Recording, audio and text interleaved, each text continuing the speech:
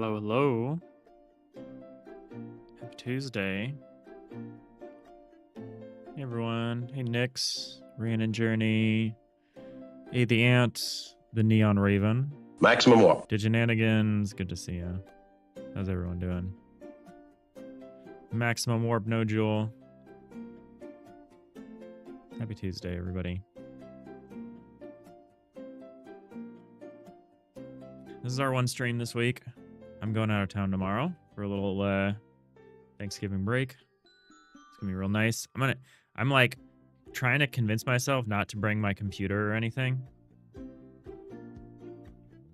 I'm trying to convince myself to like either one, only bring a Steam Deck, or two, not bring any computers at all. And just like read books and hang out. The last thing I want to do is be like working on stuff during this vacation. Nanigans, minimum warping. Just plowing through code at your desk. No, Joel, devil on your shoulder. Bring it just in case. No. Yeah, I think I'm going to be good. I think I'll bring my Steam Deck because I only play my Steam Deck while I'm traveling. And there's some games I will only play on the Steam Deck. So there's some games I don't play, but I want to because one, I want to play them on the Steam Deck, and two, I only play my Steam Deck while I'm traveling. So I think I'll bring the Steam Deck. Try to finish up some games there. But yeah, I'm going to try to leave my laptop at home. Install Godot editor on your phone. That's crazy. That's crazy.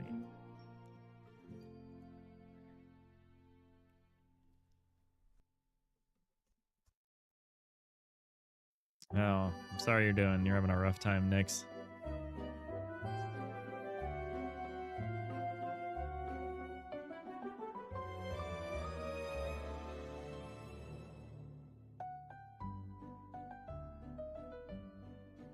This music is very silly. I kind of like it.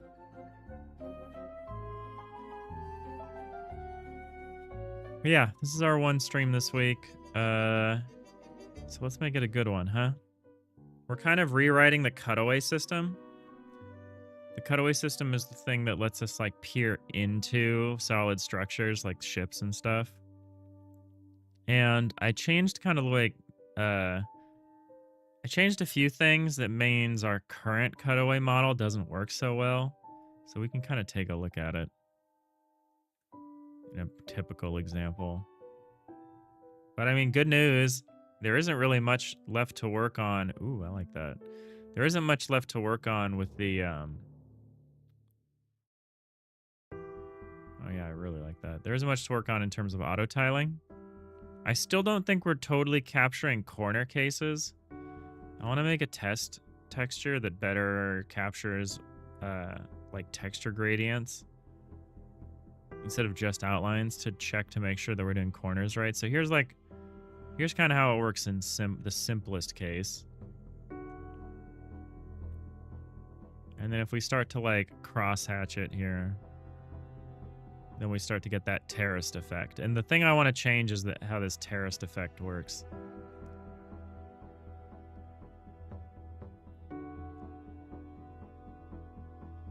Oh, excuse me. The difference is that now we never fully cut away a wall, really, unless we're also cutting away the floor beneath it.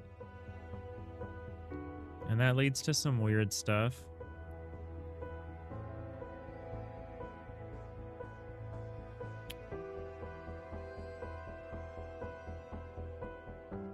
So, like, this is pretty fine.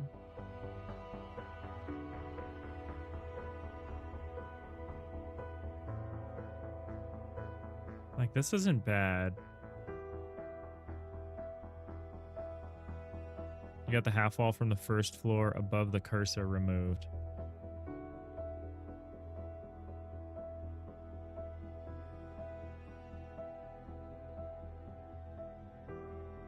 Yeah, that's an interesting... I don't know quite why that happens. I just noticed that too. This thing. If I do this. It's kind of neat.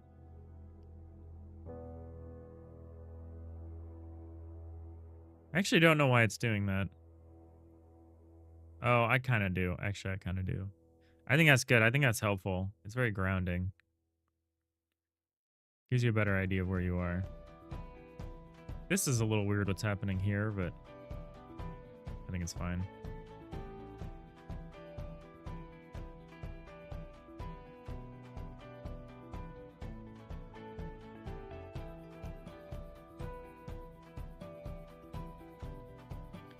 I actually kind of think this is okay. Oh, I know why we need to change this. So this part's fine. This is an okay. The thing that's the problem is when we take we take this. So the reason we need to change this is in this case, the simple case, it's totally great. This is fine. I'm happy with this for the simple case. There's a complex case where, like, if I just put a room in here, if I put a room in another room, we get weird stuff. And it's because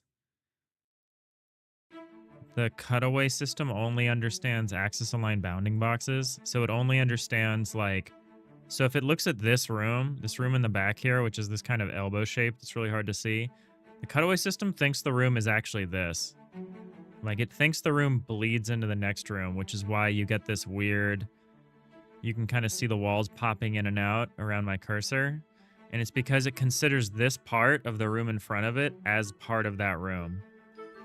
And so that's what we need to work around. We need to come up with a new method that doesn't use a simple axis aligned bounding box. We need to, like, actually check, like, per tile.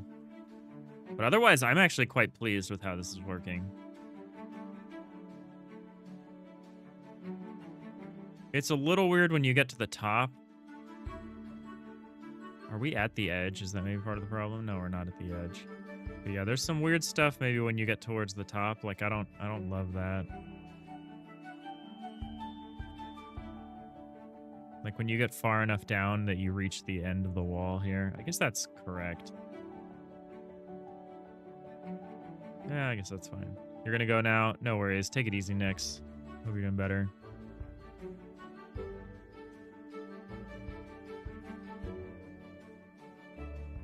Hold on, I was given a gift.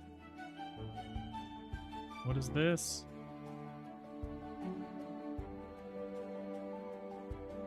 Is this a little cappuccino? What's the snack?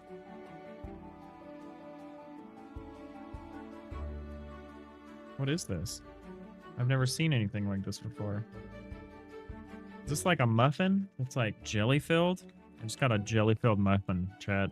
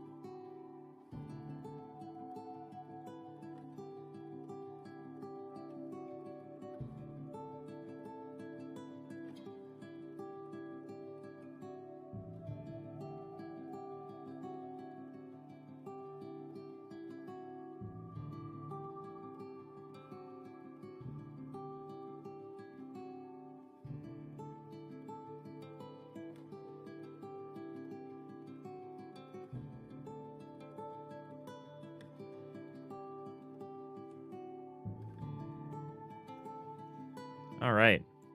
We got a cappuccino. We got like a little snack. Well, there goes my productivity.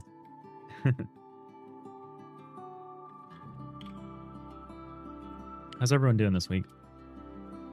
Your jelly? Now you want more coffee and a donut or maybe a cinnamon roll of some kind? Sounds good. I've never had this. I've never even seen anything like this, like a filled muffin. Jelly-filled muffin.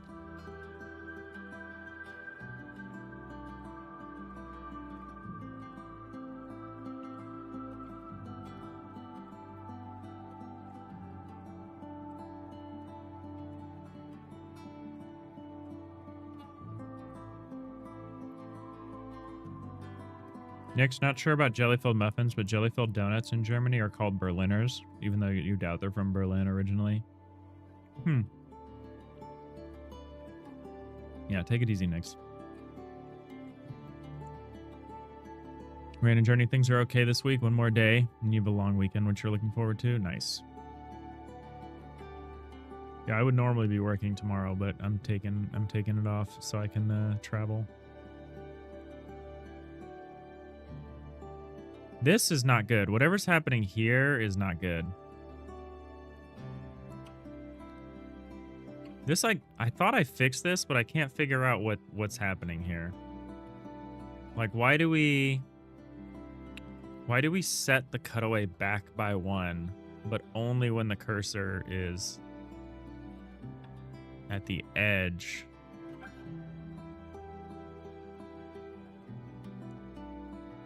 Why does that happen? I want to figure this out. I want to figure out this off by 1 thing. I thought I fixed this.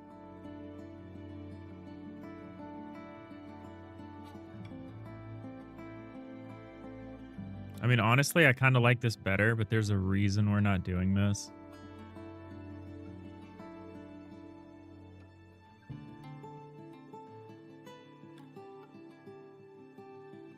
And it's to make it so that if there are sequential walls, one above the other, you can see past the second wall. Because you can see if these walls are stacked and you do the cutaway this way, you can't see past the wall. But if you do the cutaway this way, now you can see past that upper wall and you might actually be able to see something you wouldn't otherwise be able to see. So we want to have it set back by 1. And for some reason, that only happens when our cursor is on a wall at the edge. It doesn't happen when our cursor is in the middle of the room. And why would that be?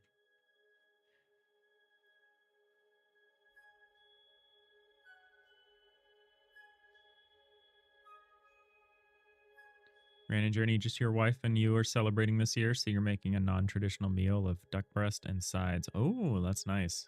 Yeah, non-traditional Thanksgivings are fun.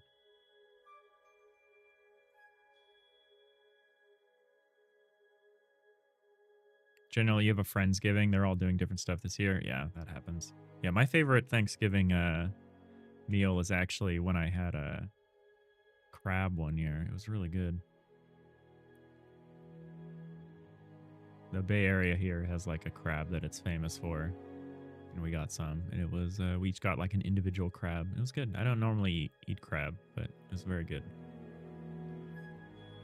Probably was my favorite alternative Thanksgiving dinner that I've had.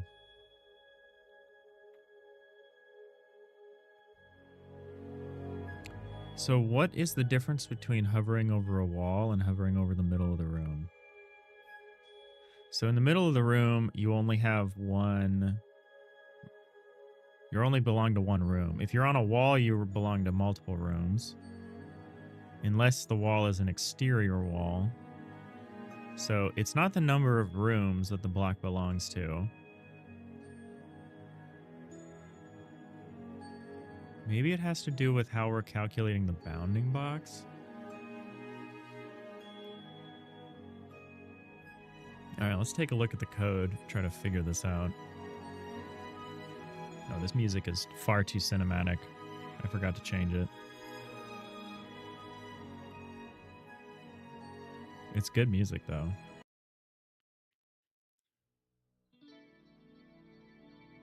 Hey, Mr. Magoo. How's it going? Welcome in.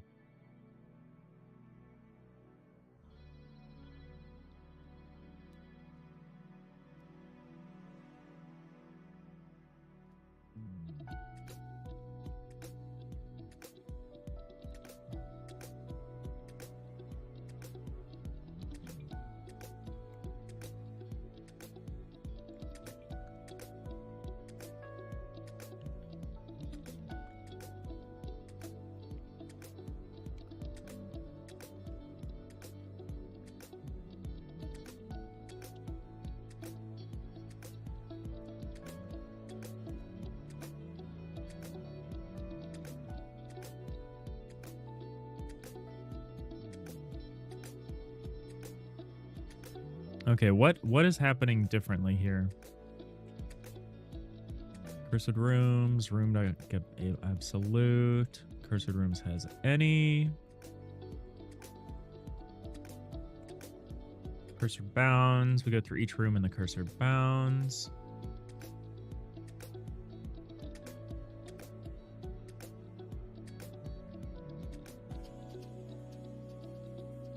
We resize the bounds. We get the relative coordinate. How's the game going? It's all right. This is our one stream this week, so we're working on our little cutaway system because I've been ignoring it for a while. Oh, is it this?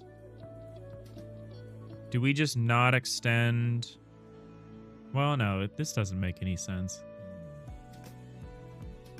Cursor bounds, cursor rooms, resize. For each room and cursor rooms, cursor bounds, bounds.span room.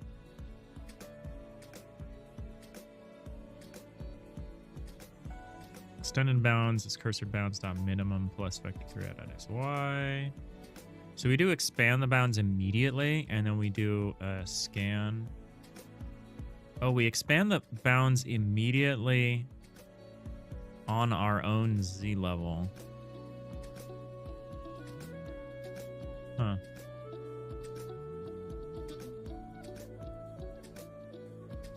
Who's Matt Rose?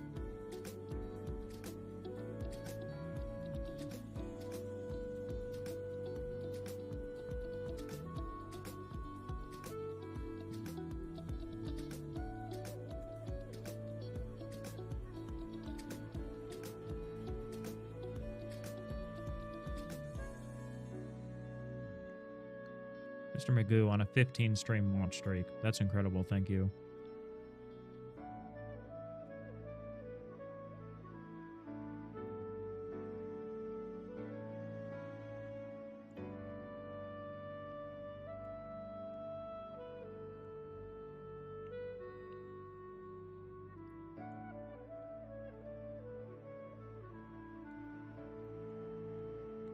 And then we move the bounds.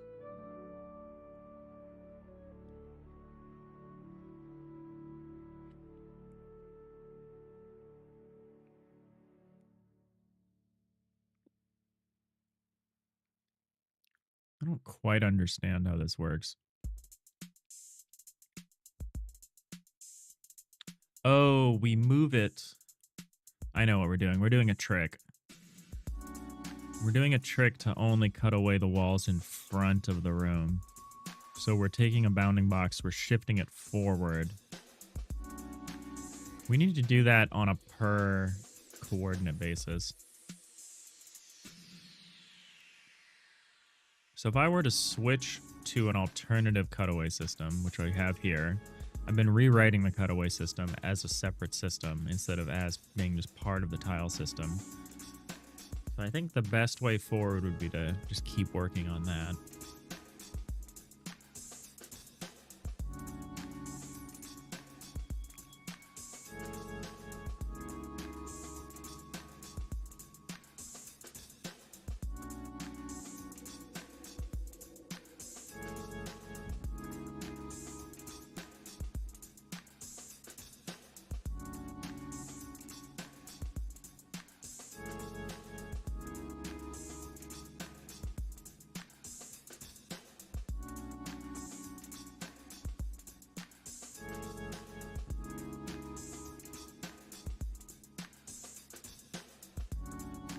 So what we're doing is we need to check individual coordinates instead of relying on this bounding box. So we bring in our cutaways, our forms, our rooms.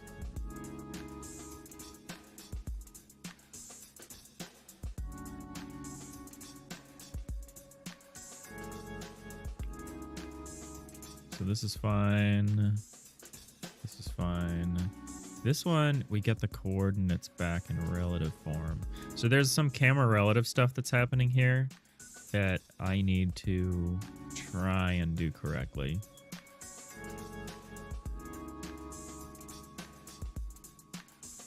I might punt on it for now because right now camera rotation doesn't really work. It's my fault. and I have not wanted to fix it, but eventually I will.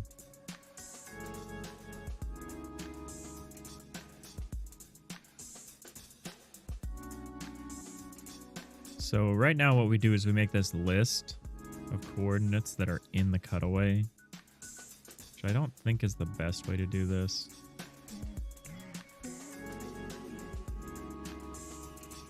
But it's what we're going to do because it's easy. You can always make it better later.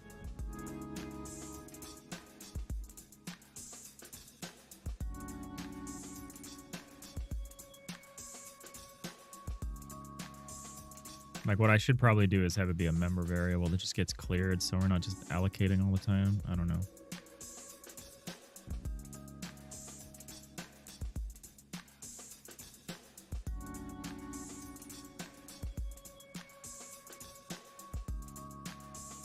So what we do normally is, yeah, we go through each room, we figure out the size of that room, and then we start to expand on it. So let's do that. So that's what we're doing down here. We're just doing that initial step. And then here we do an offset. So we do cursor minimum plus vector 3i.xy maximum.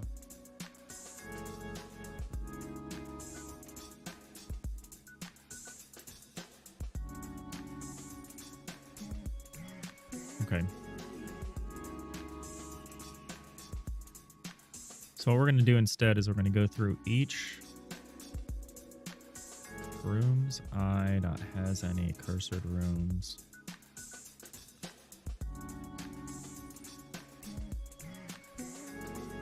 We add this to the list of the cutaway coordinates. And then what we should do, since we're doing this anyway, we can do this all at once. So we can add it to that list, and then what we can do is we can say, well, let's store the coordinates for one thing.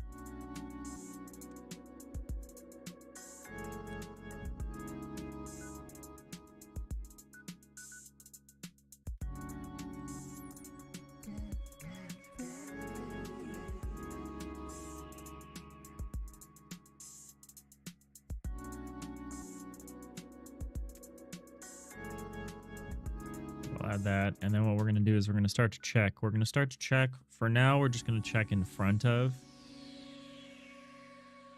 So we'll say if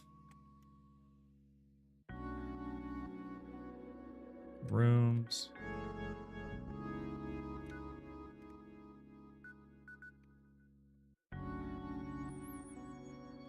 dot get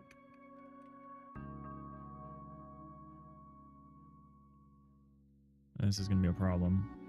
This is going to fall apart completely once I add camera rotation back in, but I'm okay with that.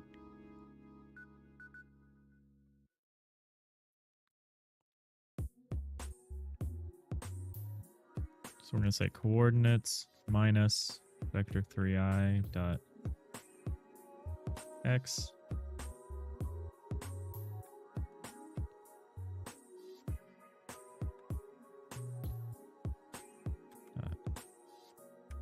as any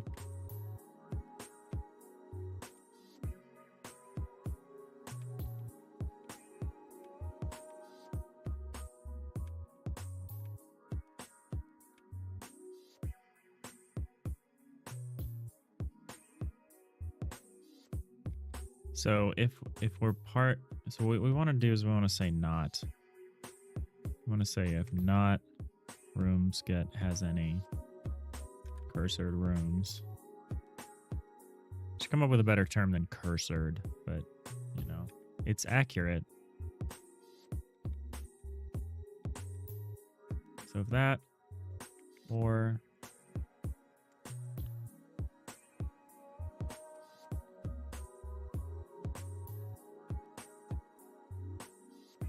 so if we've reached the edge of the room, essentially,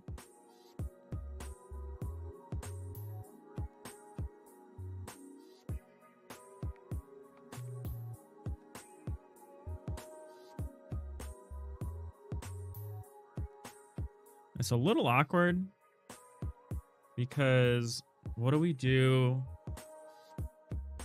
with the walls in between? Like, let's say you've got your cursor on a wall that separates two rooms. How do we treat the wall that your cursor is on? I guess we wouldn't cut it away this way. It would be considered an interior. So either way, if we somehow reach the edge of one of these cursored rooms, what we want to do then is we want to say cutaways. Also, where are we resetting cutaways? Who is doing that? Somewhere we have to be resetting this buffer, right? Block cutaways dot clear. Okay, yeah, as long as somebody is doing that. Block cutaways dot clear. Great. Actually, kind of want to put that there.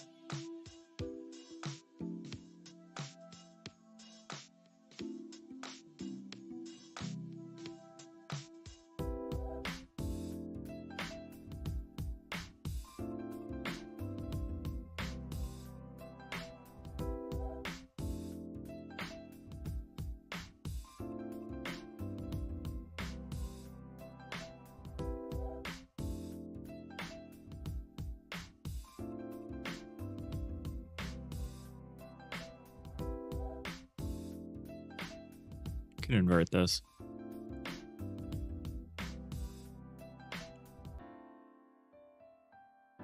So what we do here is we'll say cutaways. We'll say, oh, I guess I need to know which one, huh?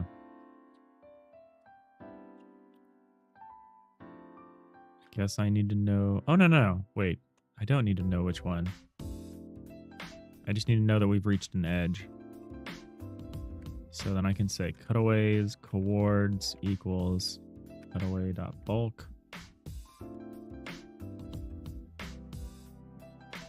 That will only work on the top level. So this is as simple as it needs to be, I think.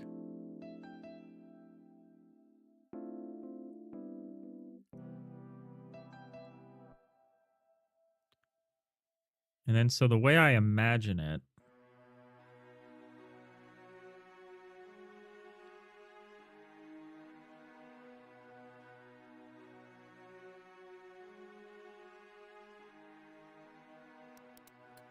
there's a bit of a question of what to do with the stuff that's in front of us.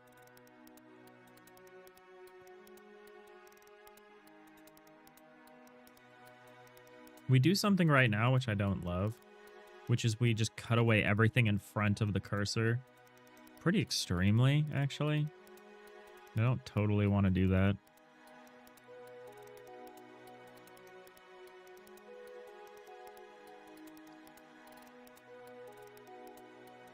Okay, so if we're already at the top level, we just skip once we're done with that. Otherwise, we need to do all this mess.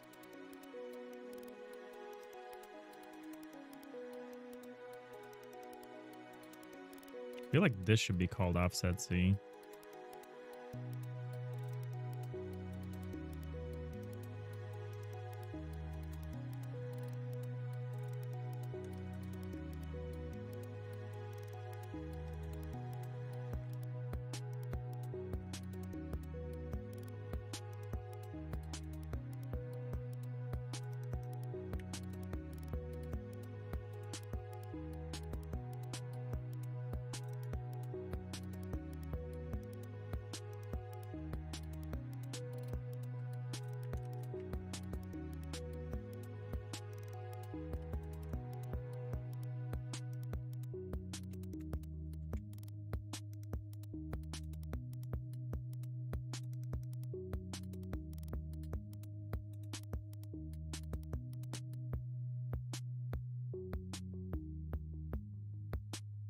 So the index Z would be,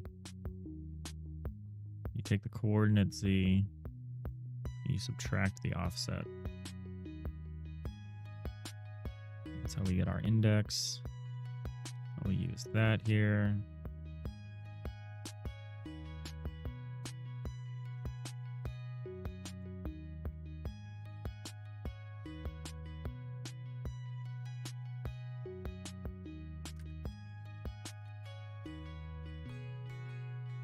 Hey, Sapphire Starship, how's it going? Happy Tuesday.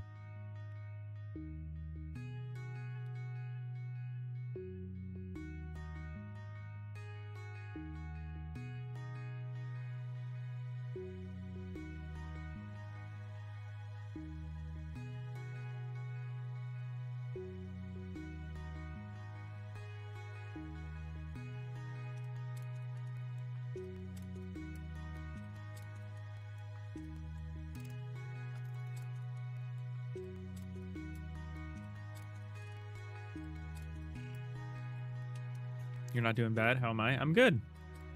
Yeah, this is our one stream this week. I'm going out of town tomorrow for a little vacation. I think I'm going to really try to unplug. I'm not going to bring my laptop. I might bring my Steam Deck. Might not, though. I don't know. I probably will. I want to read some books. I'm going to bring some books. I haven't done really any reading this year. There's some books I've gotten that I want to read.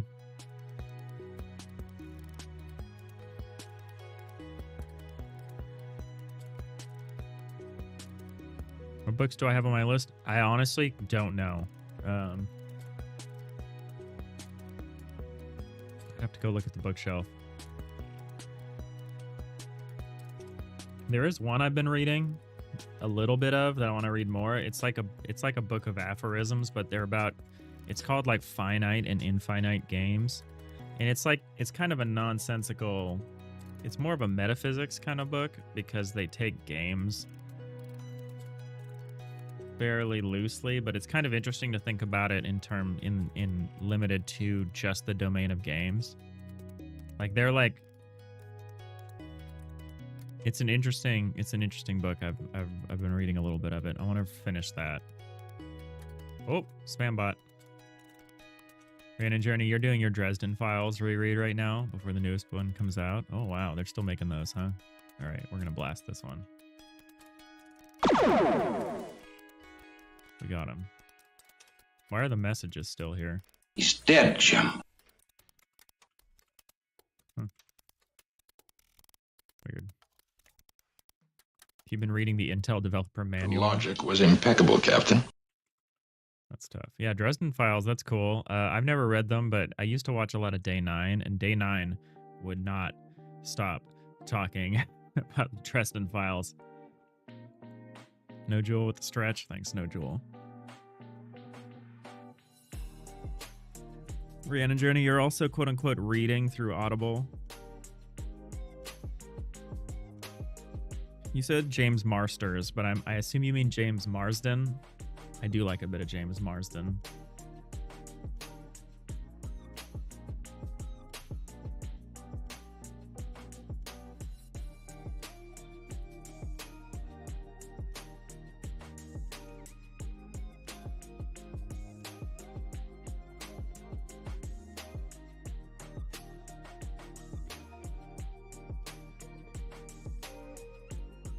Is James Marsters a person and I'm just ignorant? Oh, that is a person. What is this person known for?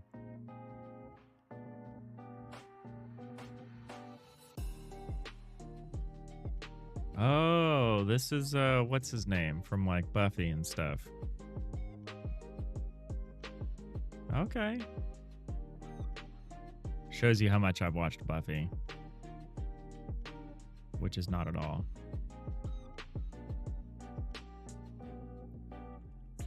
Spike from Buffy. Okay, okay.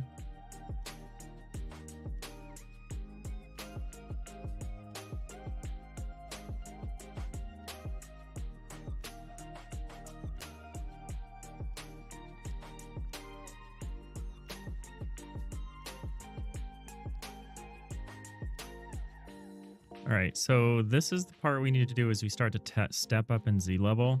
We need to do something. We need to make kind of, I talked about it yesterday. We need to do like an inverted pyramid kind of thing.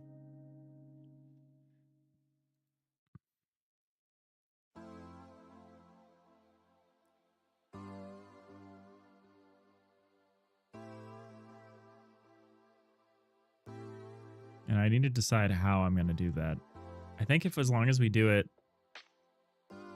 in the right order, we'll be okay. Sapphire Starship with the 25 stream streak. That's incredible. Thank you. That's like probably 6 weeks of streams.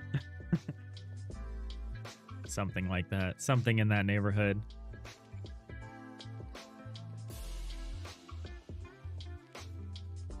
You did technically miss one day. Yeah, nice of Twitch for giving people that, you know, that bit of leeway. Yeah, it allows you to keep your streak as long as... Yeah, it should allow you to keep the streak, but it shouldn't increment. It should, like, skip one. I don't know. That would probably be hard to do. I do like this mechanism, though. This stream streak is a fun new thing they've added.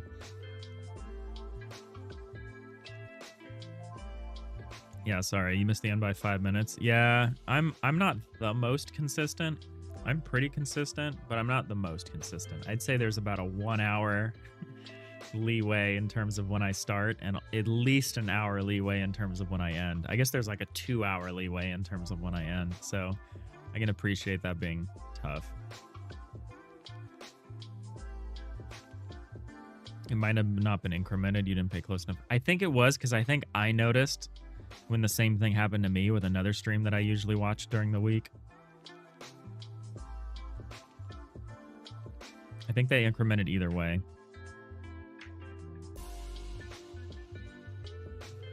Hey, XBit116. Thanks for the hydrate. Appreciate that.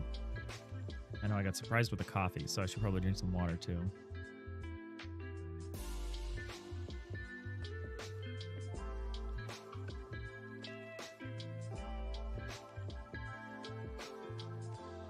How's it going, XBit? All right, so we'll iterate through all of the rooms on this Z level. So we'll go layer by layer. What we're going to do is we're going to ask if this contains this. Well, here's the problem.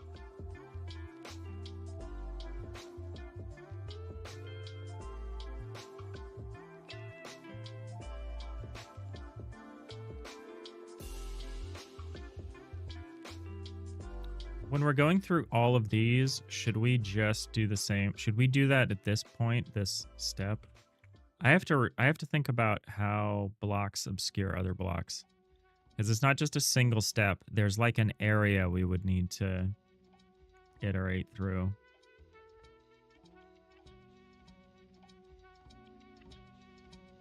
I'm good, thanks. I'm doing good.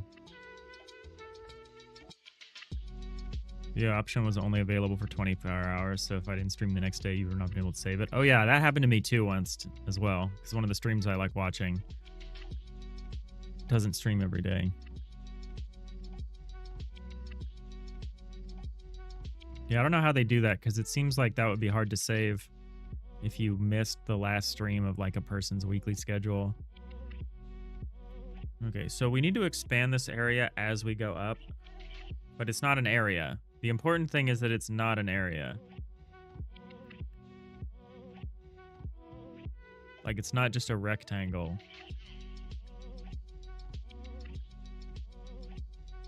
So maybe when we detect that we've reached an edge, maybe what we should do is we should add some coordinates to it. Because what we're checking for right now are forward edges. And so maybe whenever we detect a forward edge, we do something. Maybe we do like...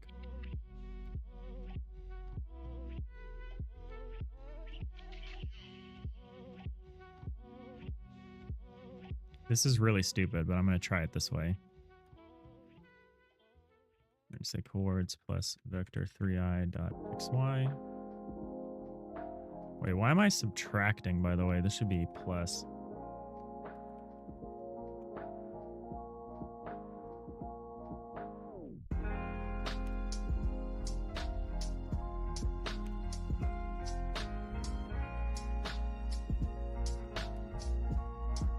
This is going to look really dumb, but I'm going to try this.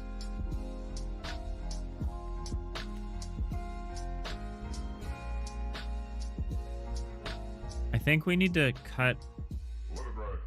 So a block obscures a block 3 blocks in front of it, right? Do we want to add a buffer? Let's start without a... Well, let's add a buffer. Why not? So I'm going to try this. This is weird, but I'm going to try it.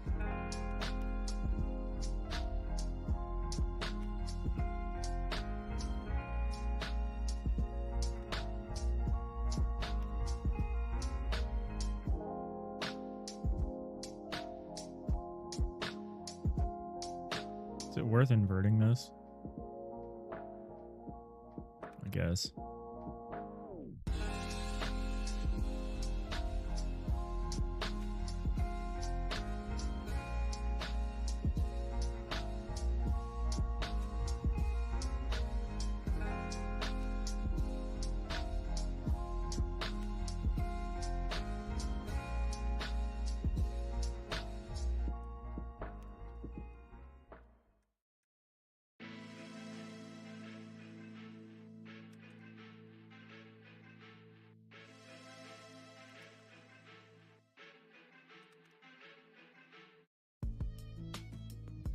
All right, I don't know if I feel super confident about this. Oh, but what we want to do is we want to say, hold on, we want to do this a little differently.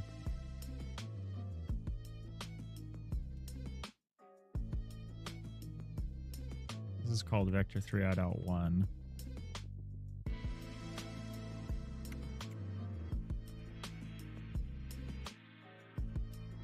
Oh, actually we want it to be, hold on. We want to add to the XY, but we actually want to subtract from, say, vector 3.z. We want to subtract the z.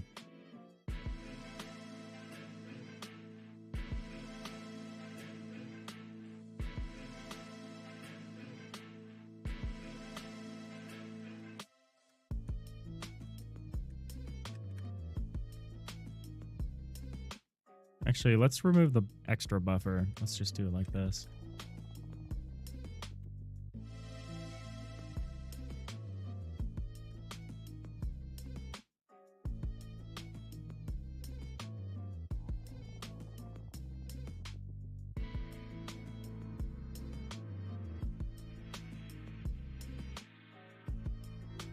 This way, when we find a good coordinate, we can just add the neighbors that we know we want to check later on the next Z level.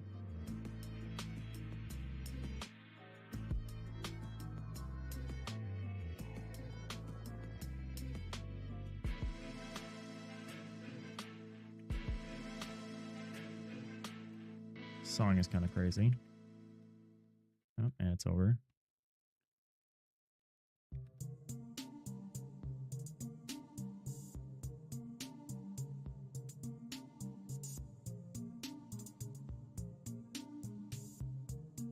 Okay, so if we did that and then we started to iterate through the higher Z levels, how would this work? So we get to do this. The cutaway chords contains this.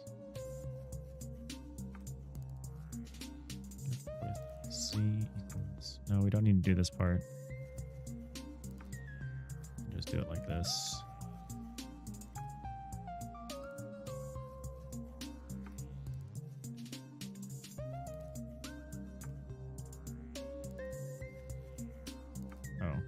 Rooms. It would be rooms.getChords index.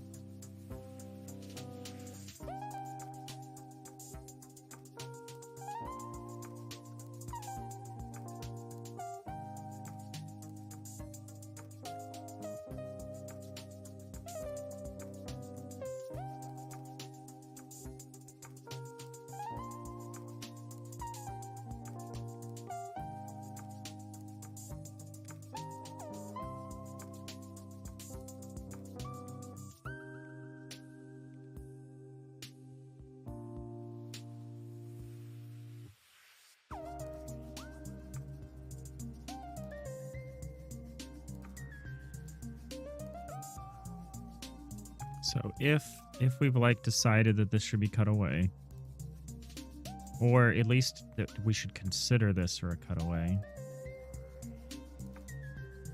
what we do here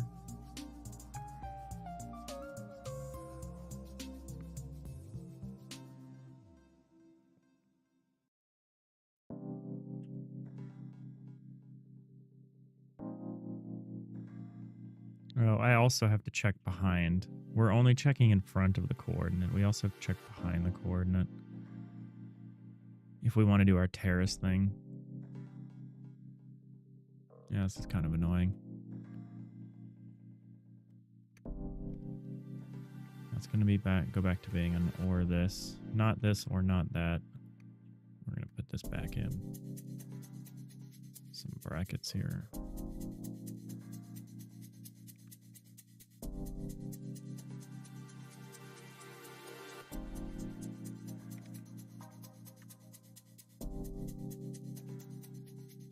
So what we also need to do is we need to say if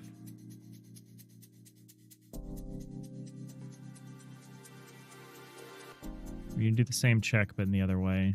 Rooms.get chords minus vector3i.x has any. So if I do an out of bounds check with a get, what happens? Ooh, this is a direct call to get index. That's not good.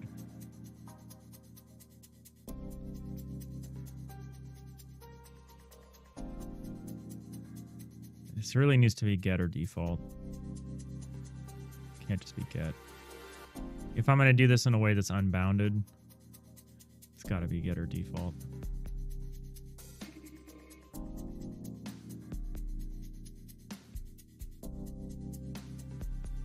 I'm going to just do it like that here.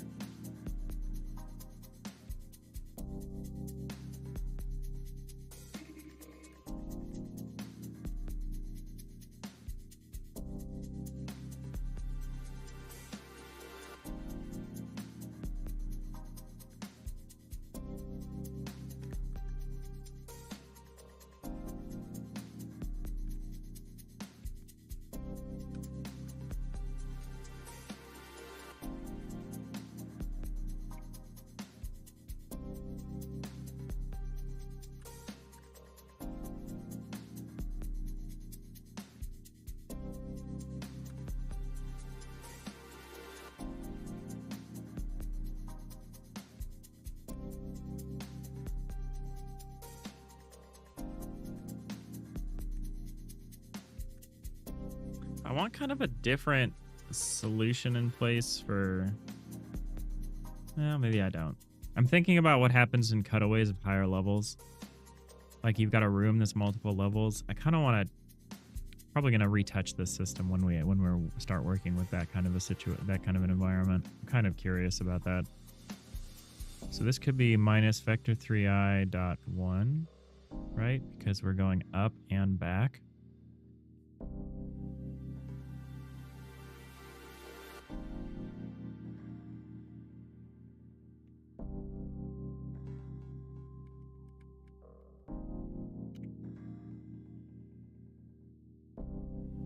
This should happen either way, huh?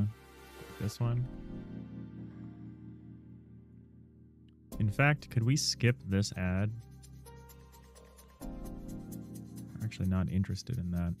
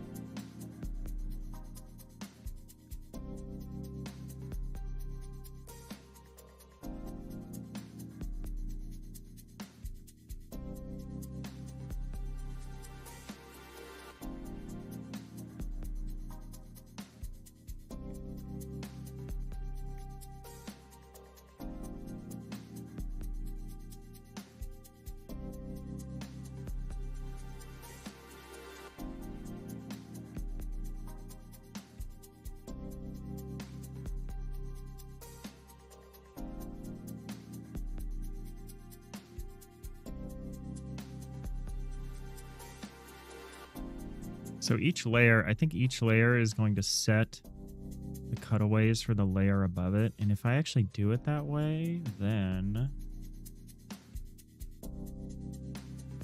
Does this one need special... Yeah, this one has a special condition. So the first layer, we're going to look at the first layer.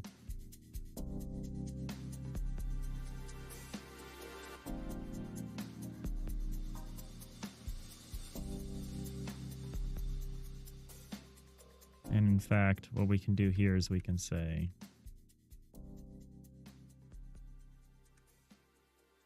well, whatever. There's no harm in adding coordinates to this with a negative Z layer. That's not going to matter terribly much.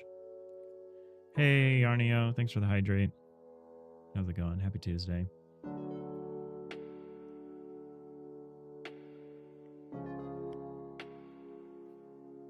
Yeah, hydrates for you and your headache. Oof.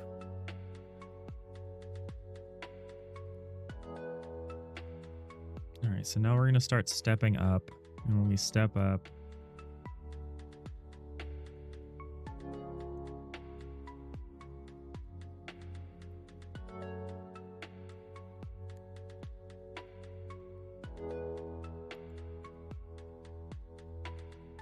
why do I do it this way? Oh, it's because I don't like minusing. I guess I shouldn't care, though. Let's just say this.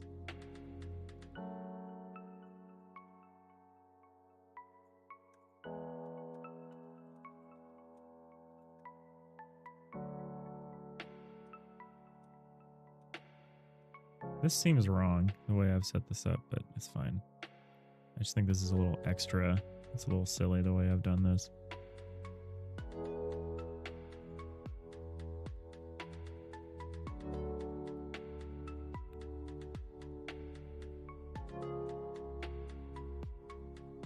Shenanigans. You're playing around with making a custom journal for D&D, having fun with it. Maybe post to the Discord once it's finished. That sounds fun. Custom journal.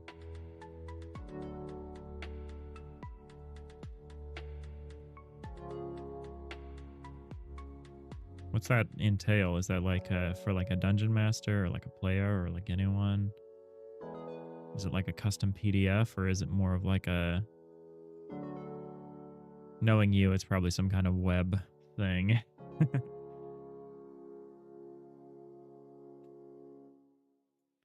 All right, so what do I want to do here? So now we've got this simple check where I can check to see if it contains these coordinates.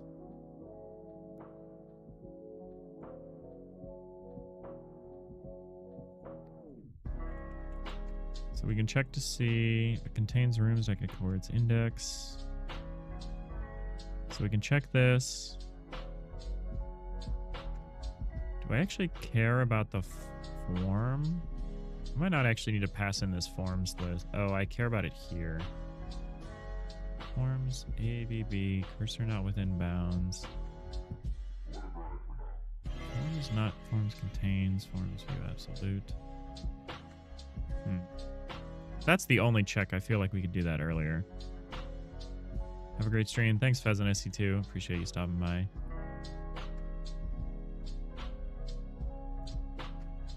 Nope. Physical notebook journal for players. Oh, cool. You've bound pages yourself in a removable manner. You've got a custom cover and spine with a cool design to it. Custom character sheets. You made a faux dragon leather material to go on the outside. Oh, this is awesome. Something you're tossing together for the group you play with. That sounds really cool. All right, cutaway chords contains. All right, so we did this. We're prepping the Z layer above our current layer here. We'll need to do that again as we go through here. The only real difference is we don't have this part.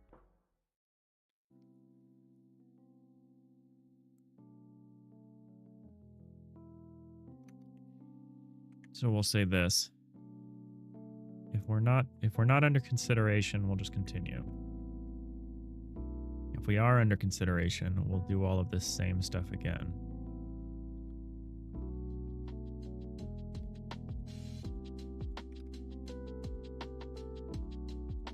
Except this part. This part's going to say deck.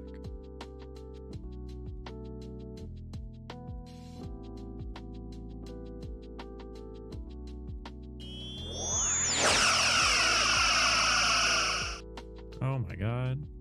Arneo just got blasted with the gift sub gift sub phaser. Wow, let's say that 3 times fast. Thank you so much, Peasant SC2. You didn't have to do that. Appreciate it.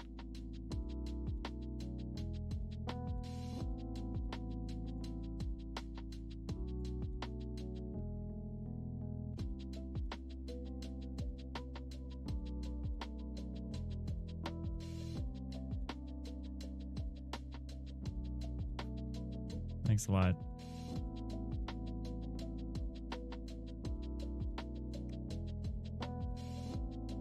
Thanks for saving Arneo from the ads. All right, so if we do this again, if we do this for each level,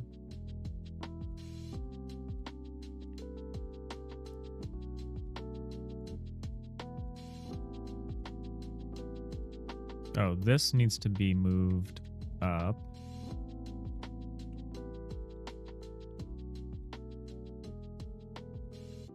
This needs to be moved up to like here, or yeah, here.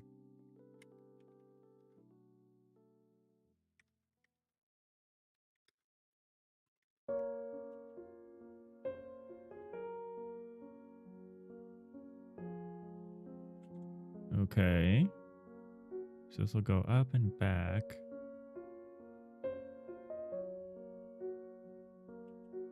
Not rooms, getter default. Oh no, this wants to, we want to go back either way. Right. So actually I don't need to do this other check. I can just put this down here.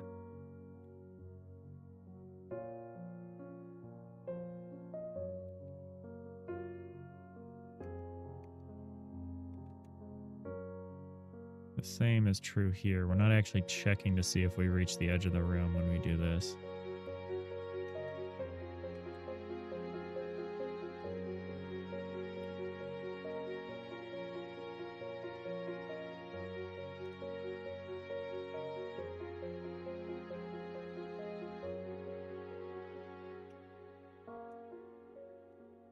here's a problem.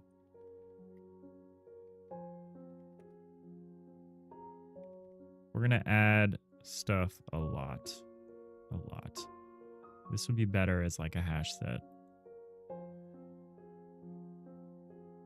I'm going to add that private hash set vector 3i cutaway rewards.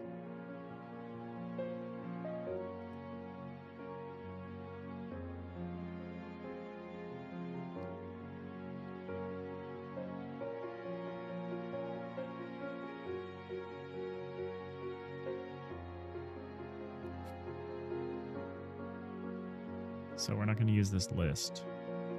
Instead, what we'll do,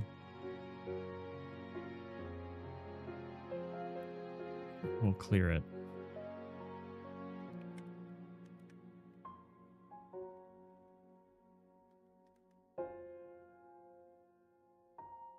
Oh, this is static. This can't be static.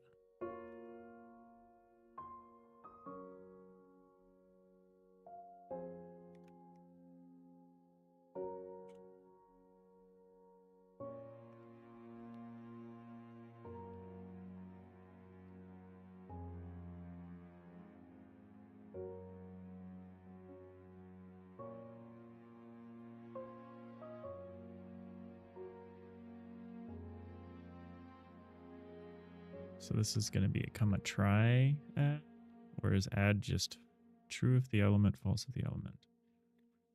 Cool.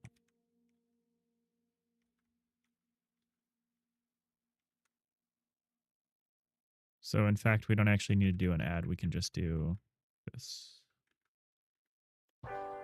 Actually, is that a thing? Yeah, we can't index a hash set. That, never mind.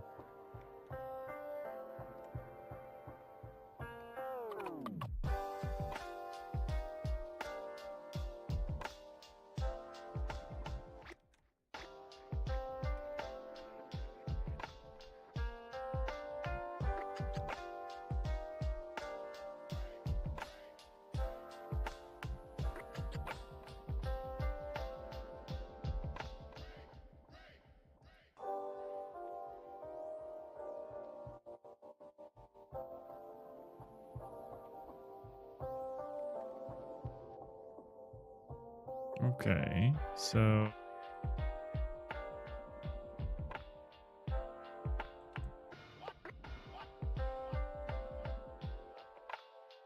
strange.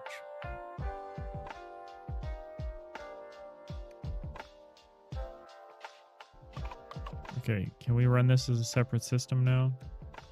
This is a very small system, but this is kind of what I like. It's kind of what I like to see.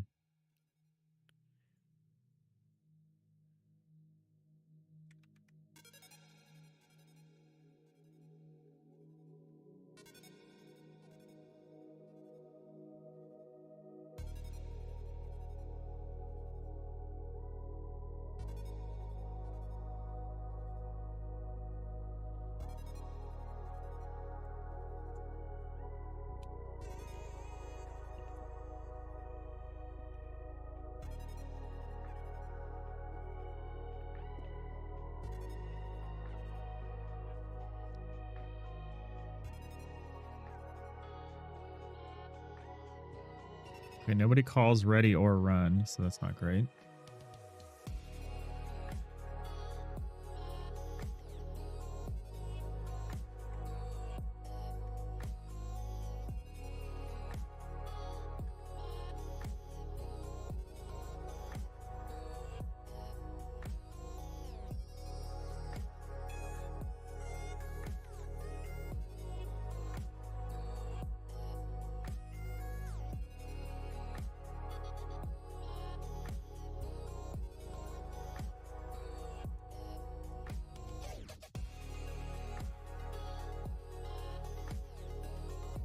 I'm a little concerned with the way this new system would work in conjunction with the cutaway exterior blocks, but we'll try it. We're going to try it.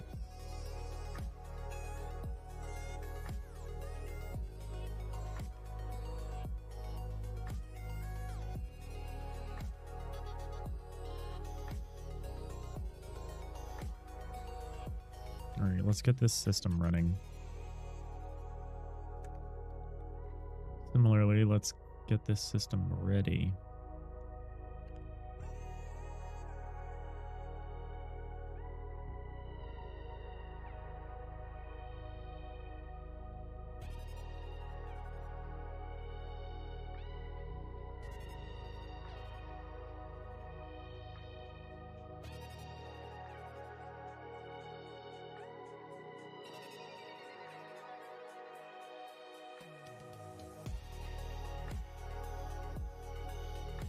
All right, so we're going to be running the system. We're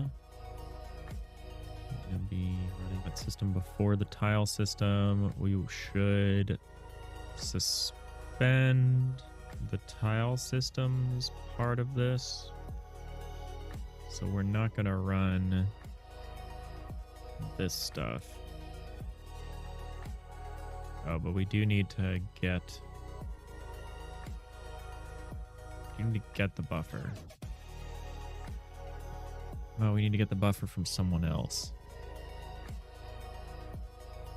Who owns the cutaway buffer? I think it's going to be the cutaway system. So we'll hide this.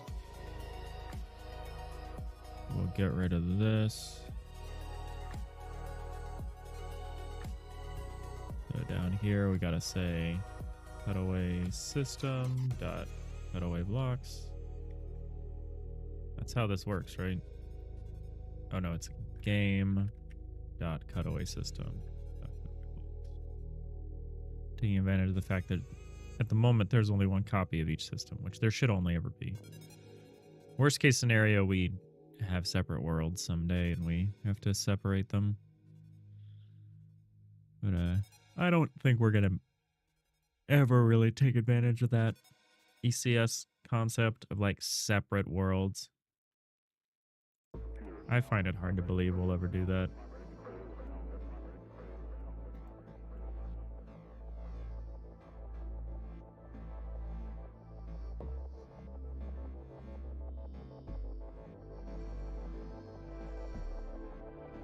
The only way I ever used that in Unity was to create a whole bunch of stuff, set it all up, and then transfer it over to a different world at the beginning of a frame. But if that becomes a problem here, we could just do a separate like solution with like batched operations of some kind. I haven't really put much effort into that. I haven't really needed it. All right, do we see if this runs? Oh, excuse me. I guess we see if it runs. I doubt it, but you know. You gotta hit the play button sometime. Alright. So if I have this... Okay, so the exterior cutaway works, which is not surprising, but it's still a good test.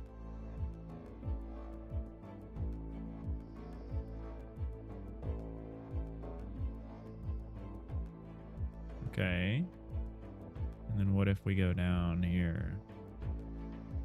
Now what happens? Ooh. Oh, that's the wrong block, right? Okay, almost.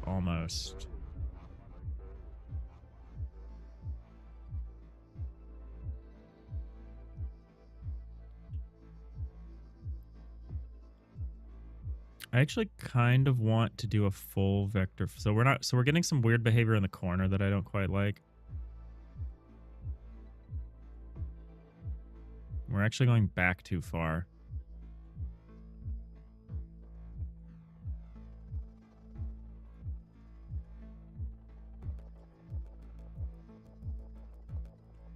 Let's fix the corner thing first. So the way to fix that...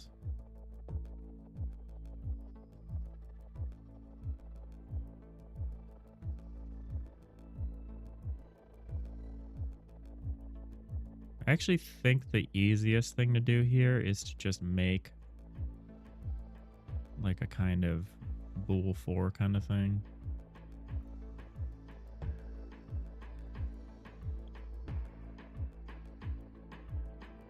Here, we can do it like this. We can do it like this.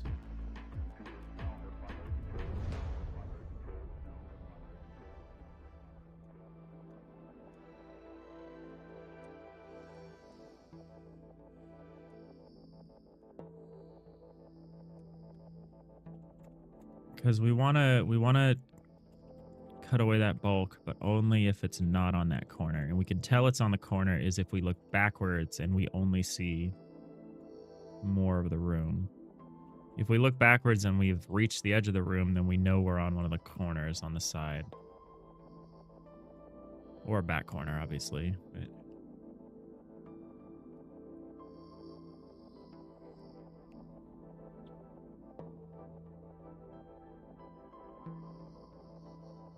so I want to actually, this needs to be, so if we've got a room there,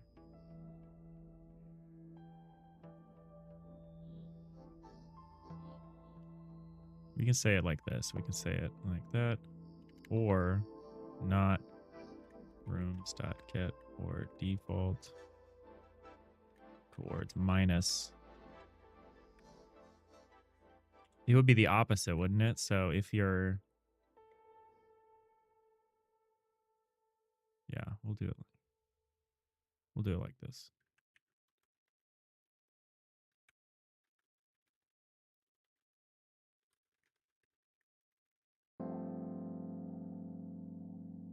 So we'll say this, or this, and this.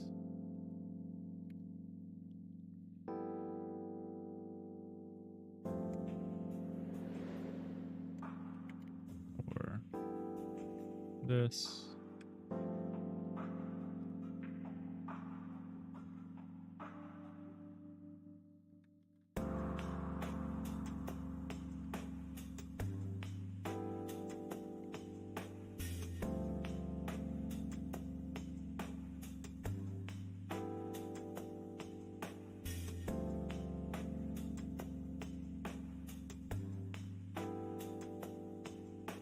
Actually, these aren't compound, are they? They're separate, because what we're not.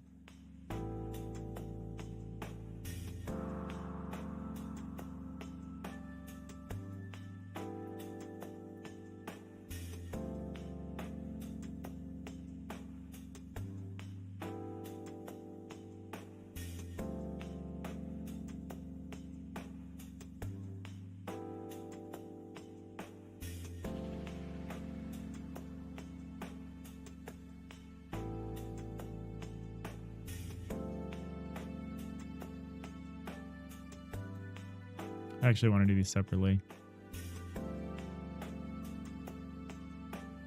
Well, hold on. I can still use the conditional. I just don't want them in this check. I want that down here. So I want this to say this. Or this. Actually, we can leave it like this, huh? And I just take these. We can say if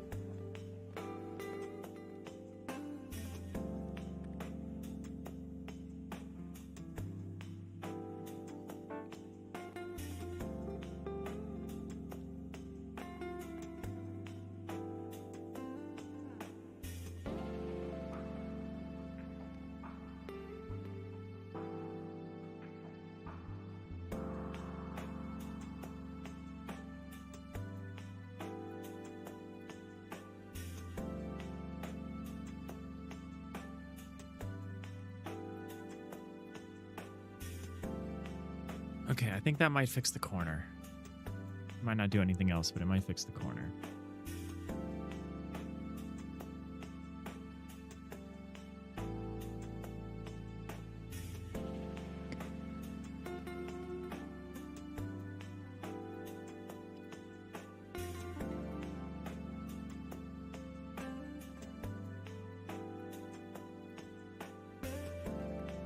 Okay, corner fixed.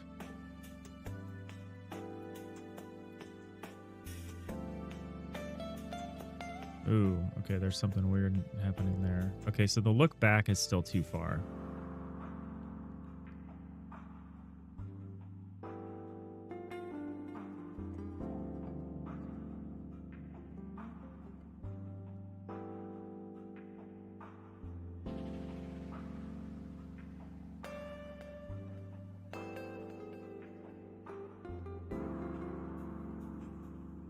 The look forward is kind of far as well.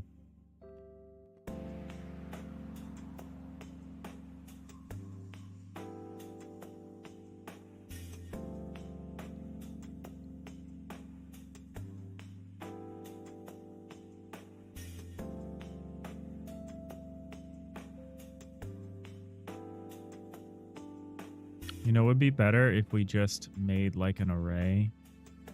Like, what if we just did something like this? What if we just said private, read only, vector 3i, cutaway, bounds, equals. What if we just filled this?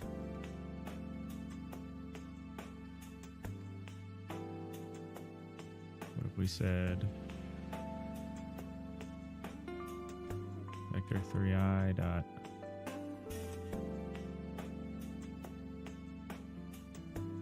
x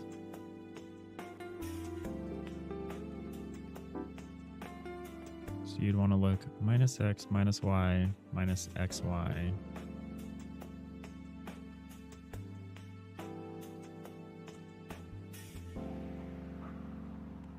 xz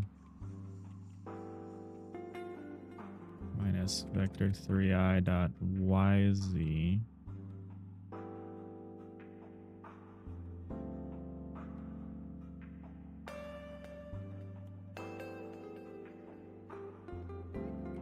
minus vector 3i dot 1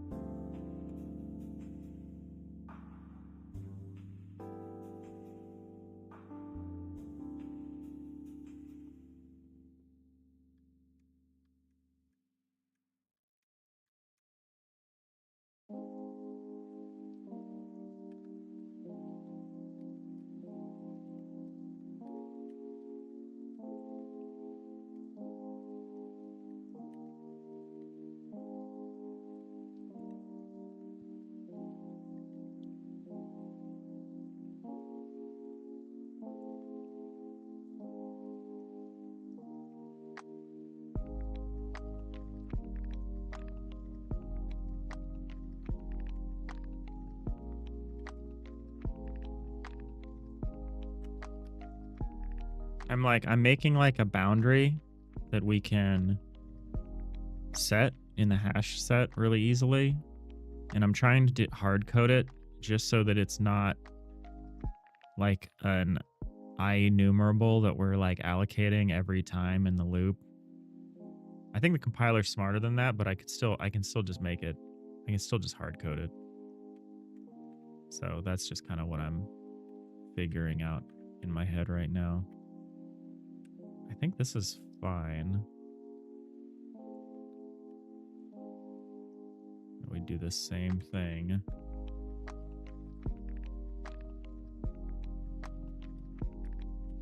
See how long until autofill figures out what I'm doing.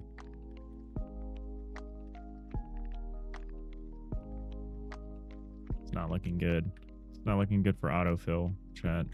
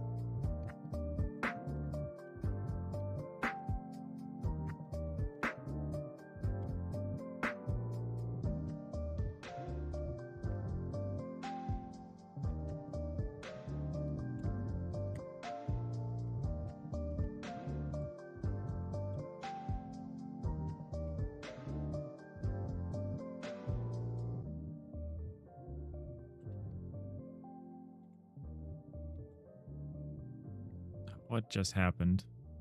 XZ minus XZ plus Y minus XZ plus Y times 2 minus XZ plus Y times 3. Oh, I see what happened.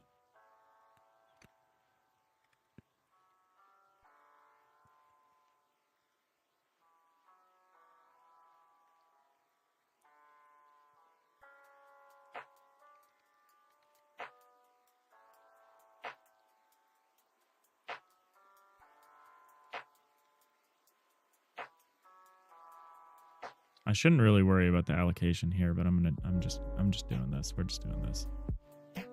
We're basically making like a 4x4 relative grid that we can use. And in fact, it would be easier for me to just code this out by hand. Like I know I'm using my constants, my vector constants, but I could write the new vector. It would probably be easier to understand what's happening if I just wrote it out instead of this nonsense that I'm doing here. So we would just say, we'd say -1, -1, -1.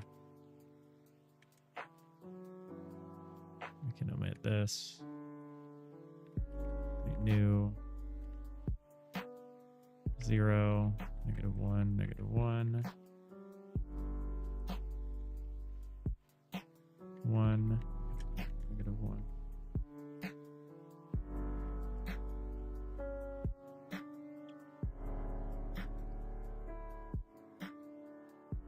2, -1.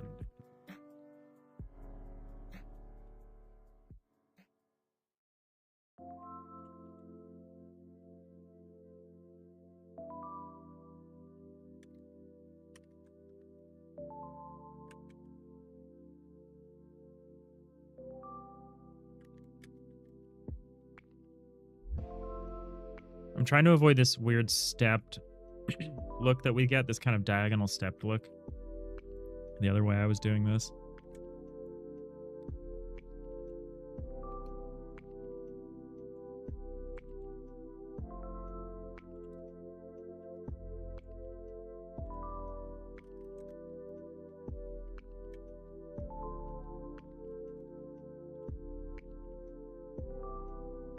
So it would be this.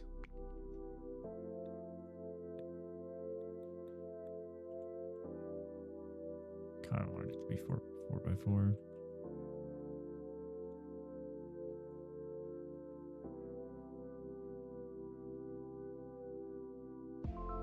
This is less conditionals, but it is a little bit more work in terms of just dumb work, dumb effort. But I think it's okay.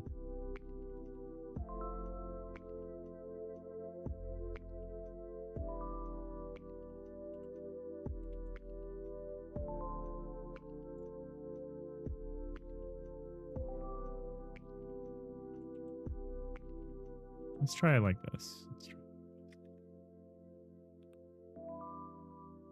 I'm kind of tempted to do 4, actually.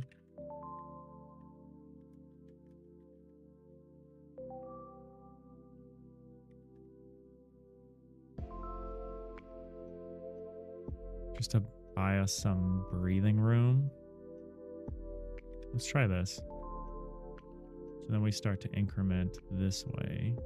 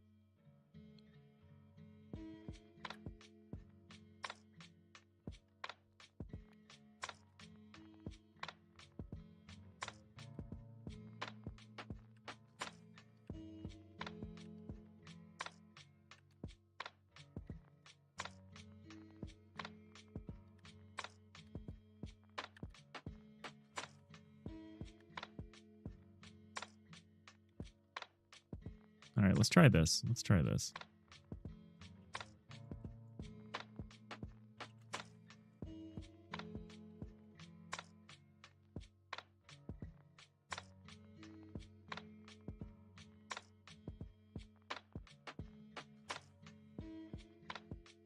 So instead of this complicated thing I've got going over here, instead what we're going to do, well, we do need to do some of this.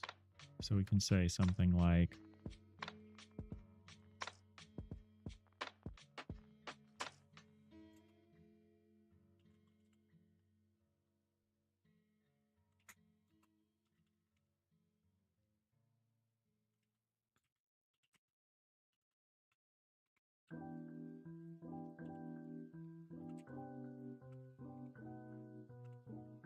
I'm going to call this block coords.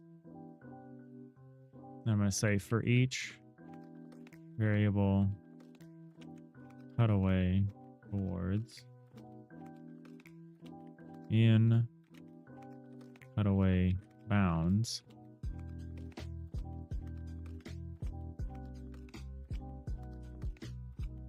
we're going to say cutaway coords dot add block coords plus cutaway coords. And this is simpler. It's technically more work, but you know, it's simpler, and simpler is better. And then the only thing is we need to do this kind of check here at the bottom. We still need to do this, but not for this part. We just need to identify if we should do a bulk cutaway.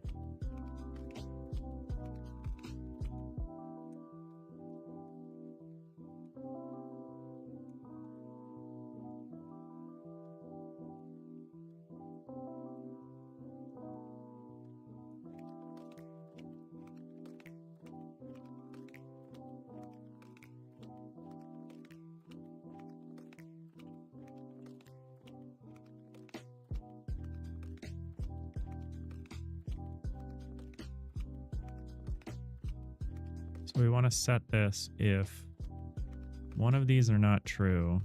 So this is where we do this OR thing again.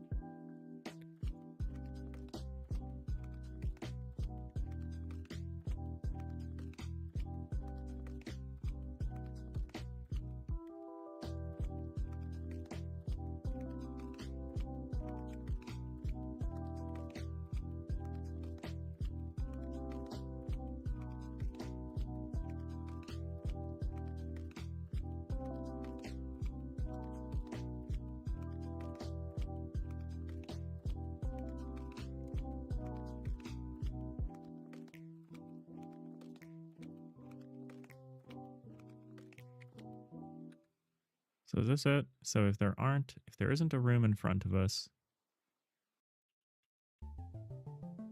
and there isn't oh no, it's if there is a room in front of us, or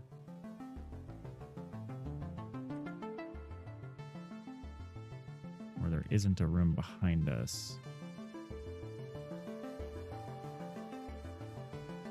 then we continue. Otherwise, we mark it for cutaway. And then when we go down through this section, we cut away no matter what.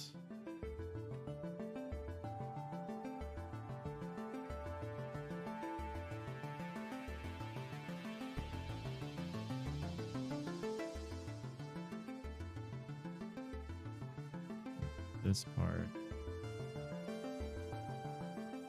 We can do the same thing here. This is a lot to do, but you know, it should be okay. It should be okay.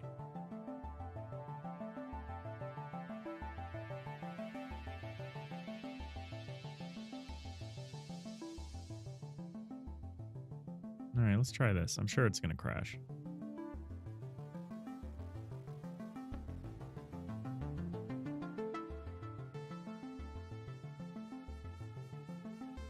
Let's see what we get. Huh? Okay, so far that's normal. And if I do this,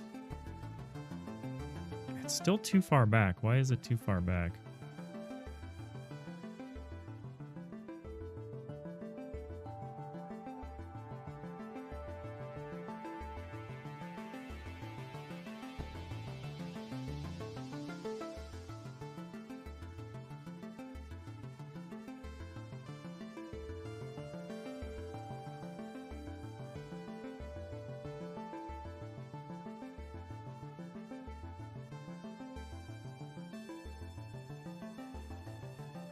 Why does it look that far back?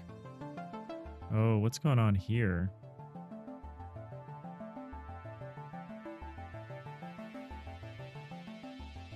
Okay, this is right. This behavior is right. That behavior is weird. Oh, also there's an auto tiling error there. That's annoying. I thought I fixed that. That might not matter because we might not be able to... Oh no, that might happen. Okay, we'll fix that maybe. Let's take a better look at the terracing effect.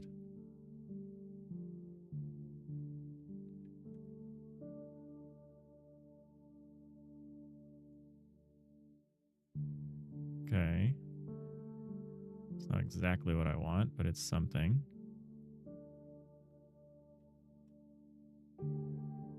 I'm kind of interested in this, doing it like this.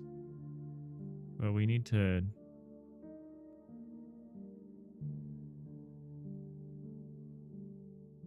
change the tolerance a little bit.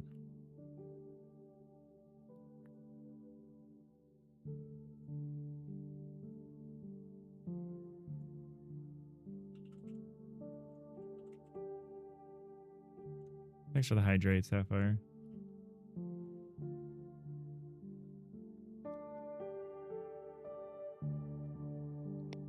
I kind of want to go back to this thing where we're not like overdoing it like this, where we're like not cutting too far of the front of the ship out. But obviously deciding how far we should go is a problem. Also, this is behaving very strangely. Did I do this right? Oh, you know what's happening maybe? Is I'm not actually treating the 0. You know, this is actually probably what we want to do.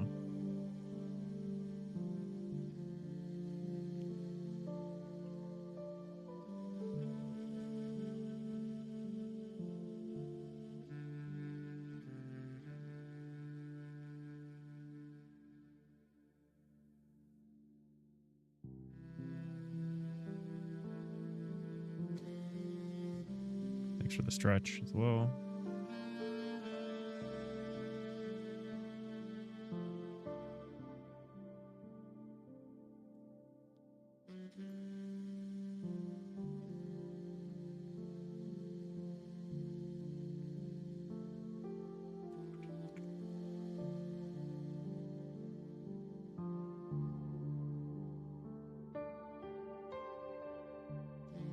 You know, this is probably not a good idea.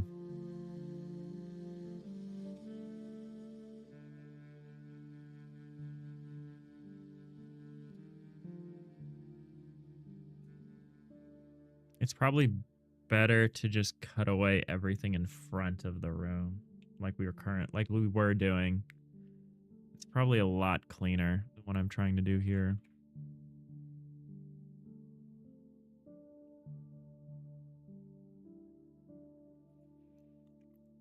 Cleaner is better. Even if it means we're overculling a little bit. So what we should do is we should cut away forward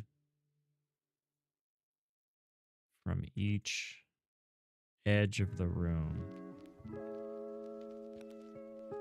That's gonna be kind of weird.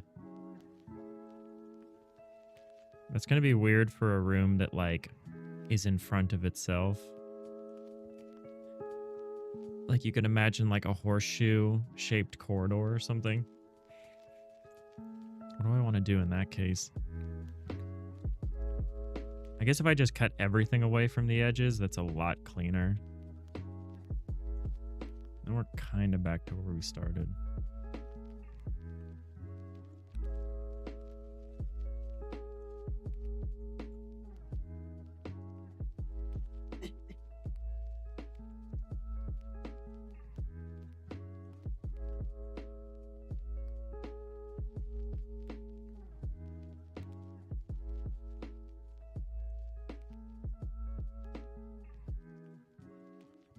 I guess in that case, we are making a bounding box. We just need to, we don't need to store a bunch of them though, but we are going to be making them. Yeah, that's probably what's actually going to happen. That's actually honestly a lot better. Instead of having this big hash set or list or whatever, it's probably better to just AABB, cutaway, bounds, equals new AABB. So when I declare a new AABB, what are its dimensions? It should be of no. So when we do a parameterless constructor,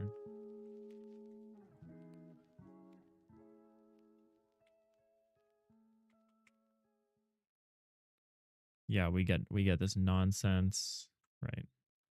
Okay.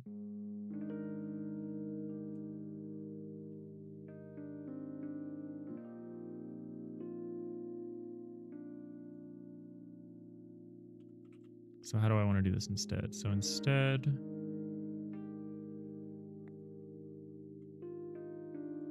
I think when we find an edge, what we're going to do is we're going to say cutaway bounds dot resize. The minimum is going to be, I guess I could just define a new edge.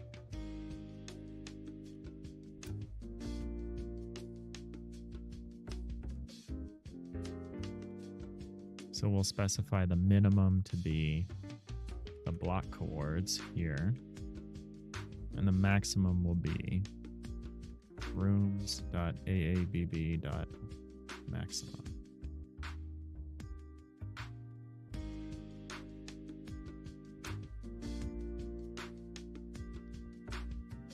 Oh, maximum width z equals cursor coords dot z.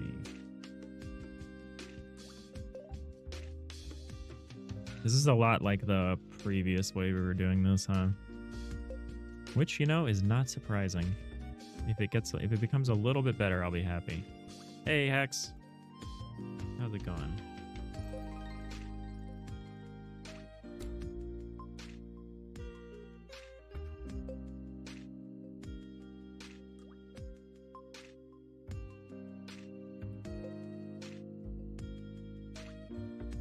So let's forget about this whole adding all of these things to this.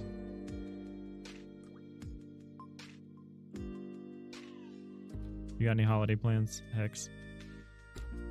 I don't know if you're from somewhere where, you know, this week is considered a holiday, but nothing much. You're tuning in while catching up on chores. Nice, nice.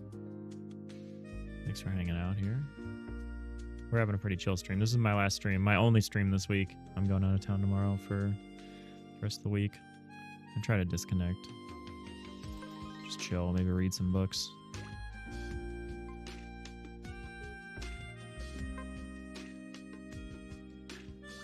I'm one of those people that likes doing nothing on vacation. I am not an activities person. Like, my limit is one activity per day while on vacation. It's like, oh, you want to go check something out? Sure. You want to go on a hike or something? Great. I'll do one thing.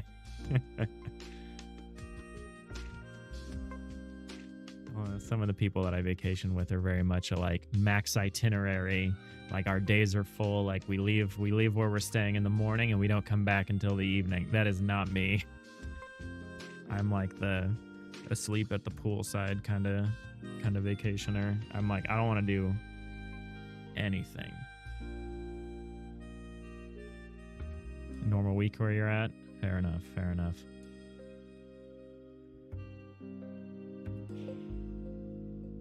Yeah, I always try to ask that question in the least doxing kind of way.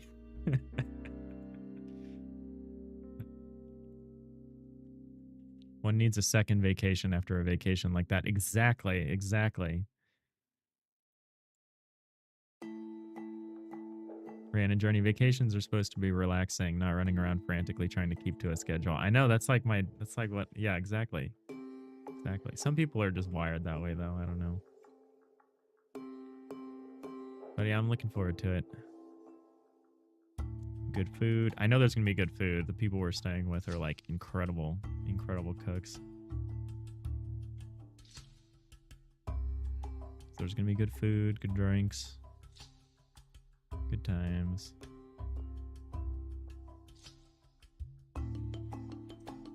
Getting maximum value of your rest time. Exactly, exactly. All right, so if we haven't found a corner edge... Actually, this check, I'm doing this in the wrong order. I understand the multi-tier nature of this now. So if we find a front edge...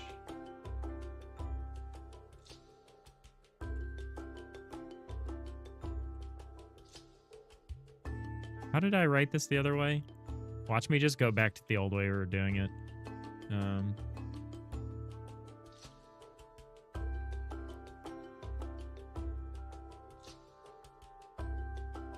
So the thing we did this bounds, we did this room-based bounds thing, and that's the thing we're changing.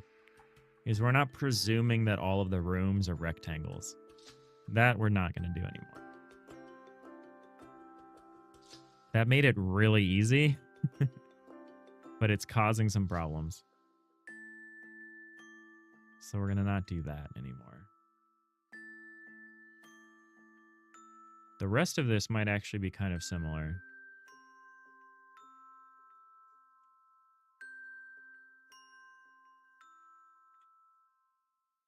Oh.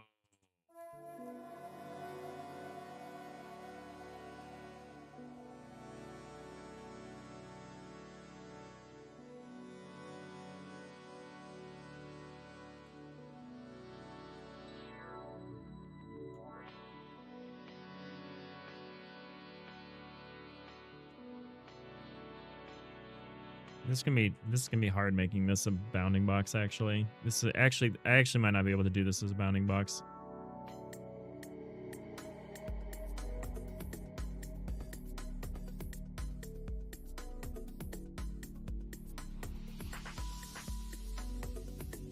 Gotta go. See you, Magoo. Good luck. Okay. Okay. Maybe we are back to like building a list of coordinates here. What we can do though is we can use the bounding box to add to this list. We just can't only use the bounding box. It would cause too many problems.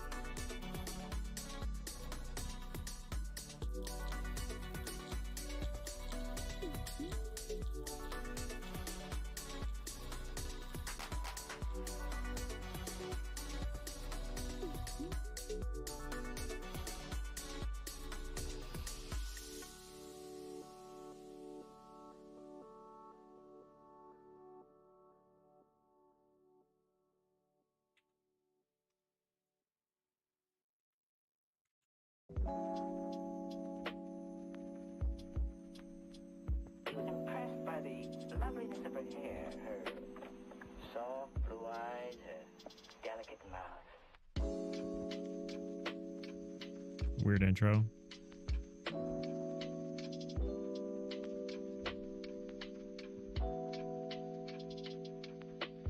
I'm afraid I can't say. I can't say I'm a fan of this sampling random audio, random spoken dialogue in songs. This really gets to me.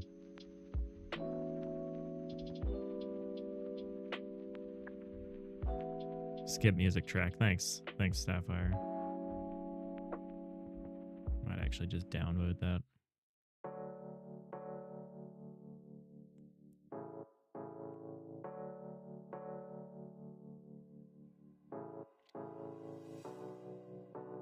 All right, so what we need to do, so there's two different approaches. There's the up and back.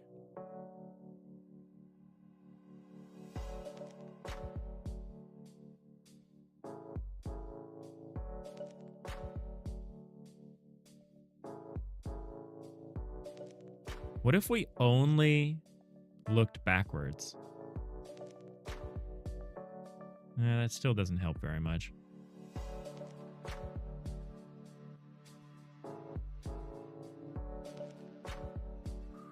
You only have 24,500 points. Yeah, I'm gonna figure out some better things for people, for the high rollers to spend their points on. It's tough. It's tough for any channel to figure out what to do with that. But I'd like to figure something out.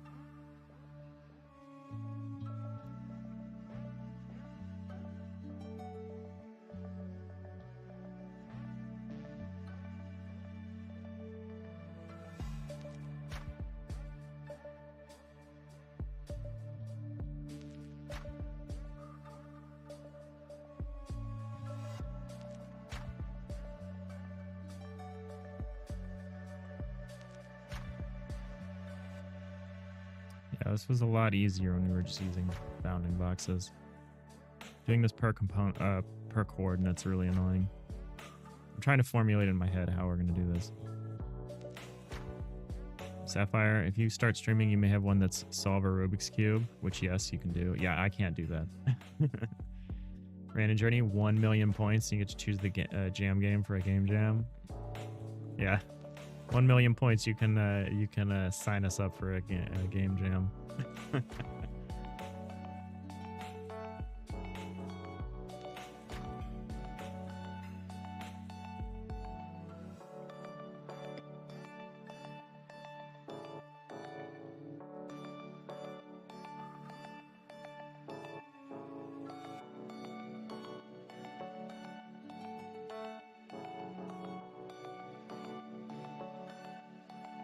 So I think the way we do this is that if you're just in the room and you're surrounded on all sides,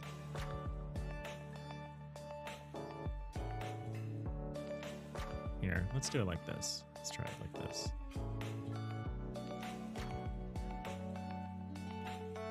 We'll say bool negative x equals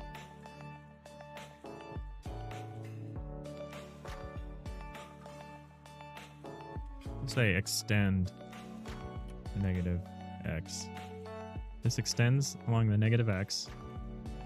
So that is rooms.get or default block chords minus vector3i.x. Who's out here just inserting parentheses and things? Dot has any cursored rooms. We'll just do that for all of these. Extends negative y.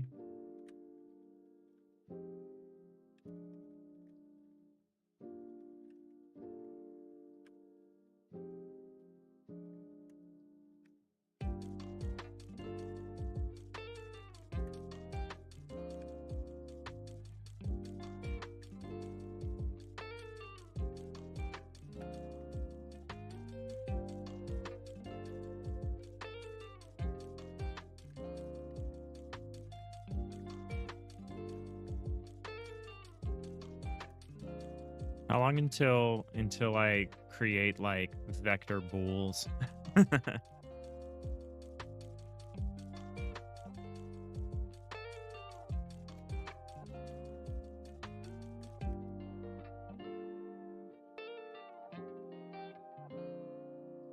Random Journey, is there any monetary value to the points for me, or is it just an incentive to get people to interact? Oh yeah, there's no value associated with these. I mean, unless, you know, some streamers will offer like Steam keys for channel points. I mean, someday that's an option. That someday is not soon. Arneo, it gamifies passive spectating, which is kind of the genius of Twitch. Yeah. Vector 2b, true, dot normalized. There you go. That's kind of neat. I like that. Maybe I will make vector b's. That sounds fun.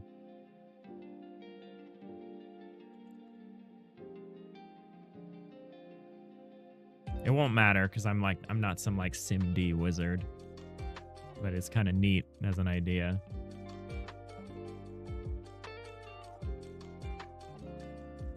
Arneo, sometimes the big true different than the small true. That is true.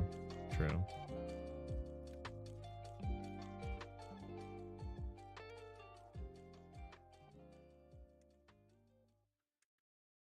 All right, so we're going to evaluate all the neighbors. We know what we need to do. So like here, for example, if it extends into the positive y, oh, it's just this. So we will apply this cutaway if we say extend. If it's this and not extension negative y and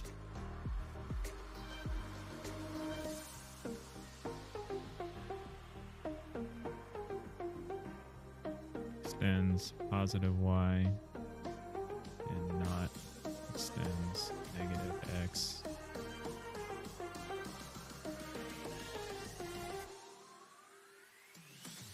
Oh, these aren't ands, these are ors. This is I don't know if I love this song either. It's a little housey for me. There we go. That was not a chill song. Continue. So like if this is the case, we don't need to do this cutaway. However, there is something we need to do. And this is the part that kind of sucks.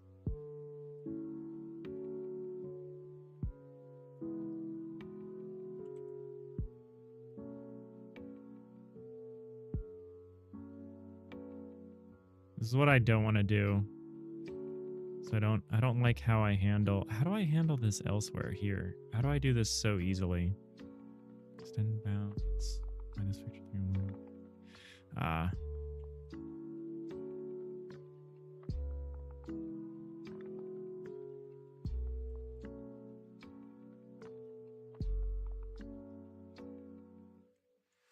So I just extended this axis aligned bounding box. That is simpler. That is simpler. Can we still pretty much do that though here? The result can't be, but we could still use that to make it easier to extend the cutaway.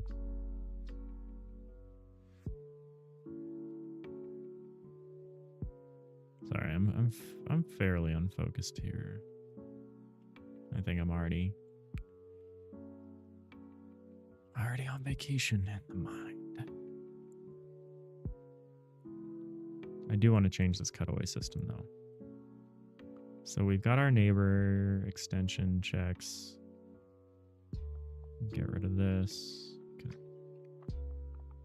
And then so we could still use a bounding box here.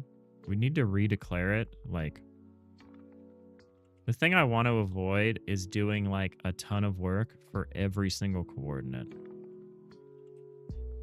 So how do I avoid that? I guess I only do that when we've identified an edge.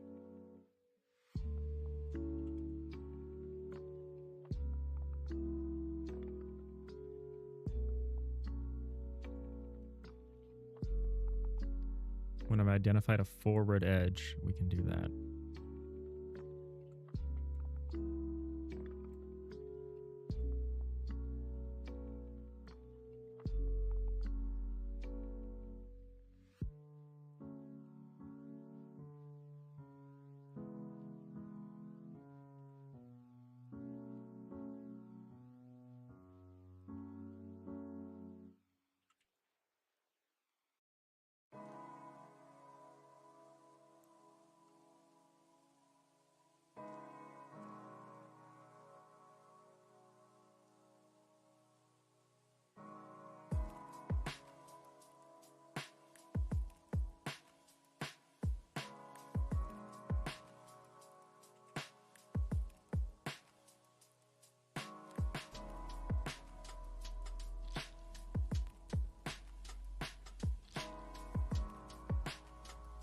All right, I think we can. I'm gonna brute force this for now. And honestly, if it becomes a problem, we'll figure it out. But we're just gonna brute force this. We're gonna make a new bounding box for every single coordinate.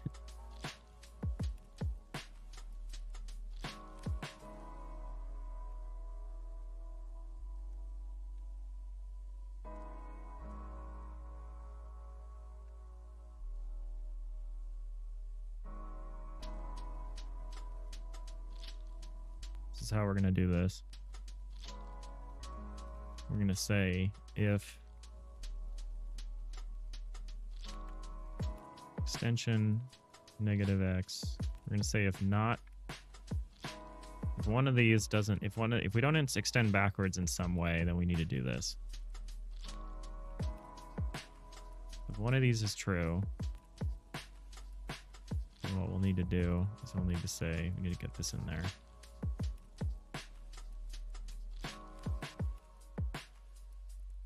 We don't need to resize because we're only going to do it once.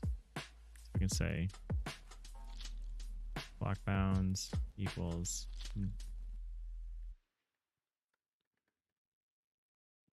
a new AABB. So we take the coordinates and then we take the maximum. Here's the part that sucks, is now we're going to say for each vector 3i bound coordinates in block bounds. Now we're gonna use this cutaway chords thing again.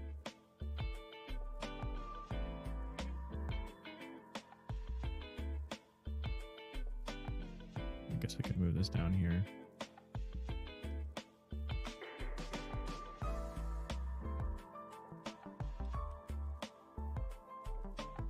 This hurts a little.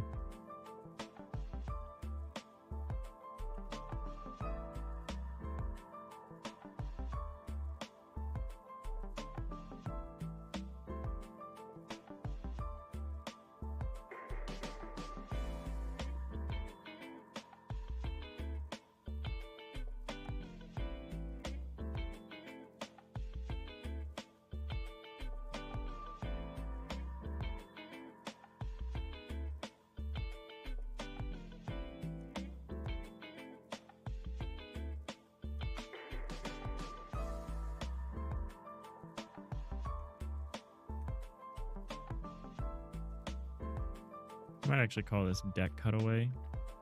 Deck cutaway. Because it's actually, this is the thing we're filling out here is just stuff that we have to cut away above the level we're currently on. That's what we're really concerned about. I'm going to say deck cutaway. I'm going to get rid of this nonsense.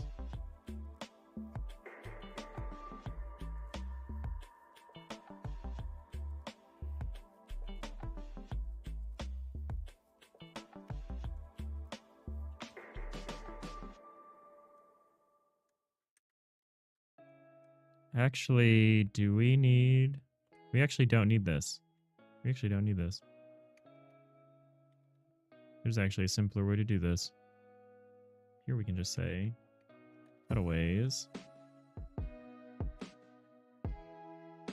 Block chords. Well, what if we go out of bounds?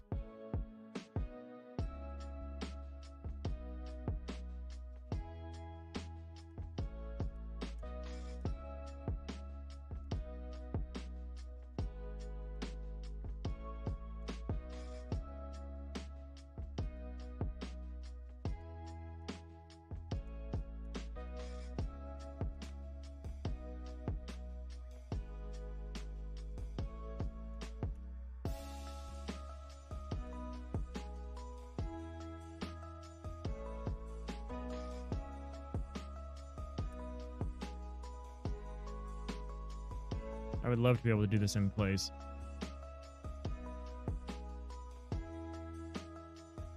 Hey, Fox Shadow. You're thinking of doing streaming? How do I remove my background from my camera? Green screen. You arguably don't need a green screen nowadays. There's some pretty neat ways around it, but the easiest way is a green screen.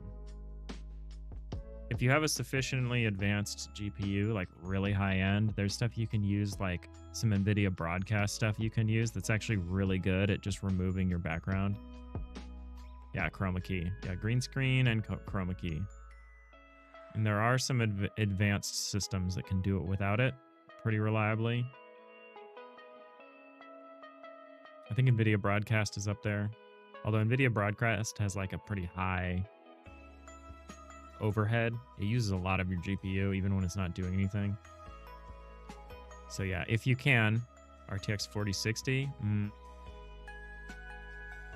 it would probably work. I don't know. I find that NVIDIA broadcast just kind of uses 20% of my GPU, even when it's not doing anything. I've heard some people say it's as high as 30. So yeah, if you can, if you've got room behind you for a green screen, I have one that like I can fold up and down.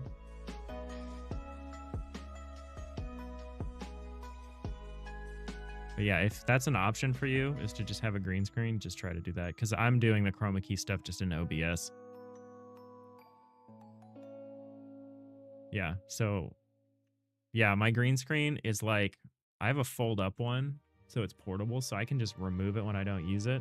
It's just a big tube on legs, and I can just roll up and roll it down. Depending. If there was just a wall behind me, I would probably just put up like a permanent green screen, but there's just empty space behind me, so I need like a deployable curtain. Yeah, you should totally get into streaming. Your project's awesome. So how do I want to do this? I know I say that like 100,000 times. It's because I haven't answered that question yet. I would love to just set the cutaway. Problem is, I'm afraid of going out of bounds. Do I have a try add function that I added? I have a try get. I could make a try add function, huh? Just get around this. 3D buffer rewrite. T this. Try get. So a try add would be like public bool try add.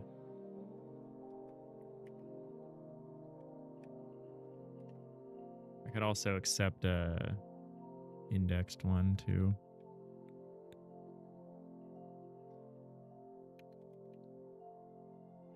Say something like if contains chords. We could actually say if not contains chords. Return false.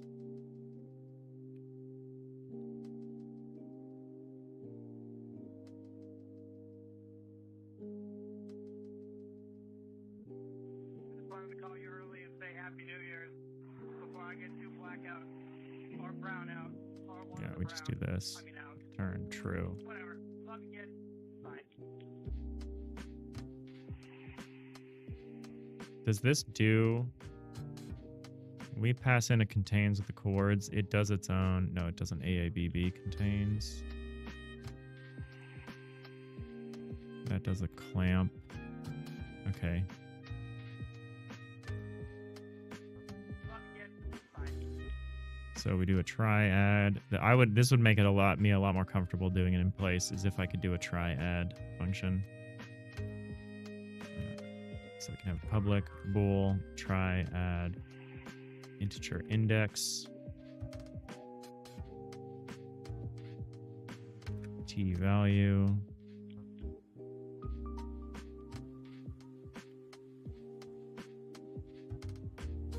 I don't know if there's a world in which I do it like this, but maybe there is. We'd say if index is greater than or equal to length, return false.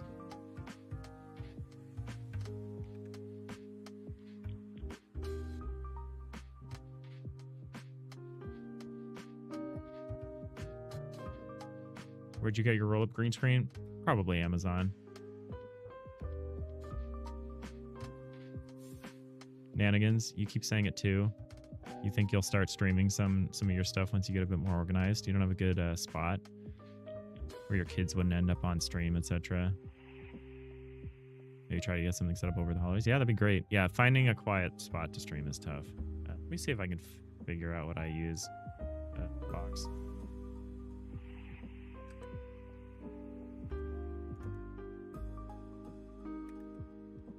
Portable green screen.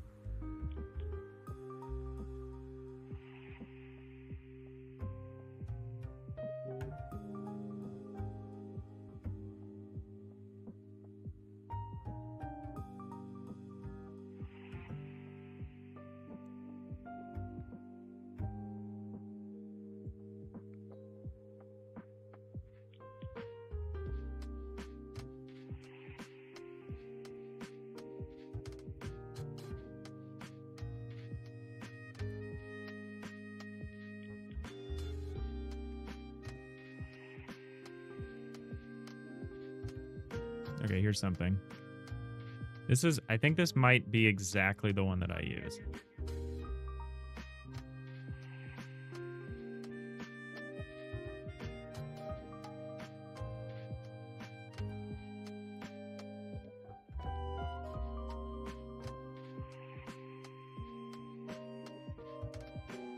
You can see it's got like, it's like a little box.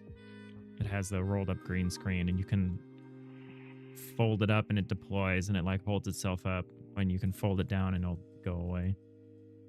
It's pretty neat. Spring loaded.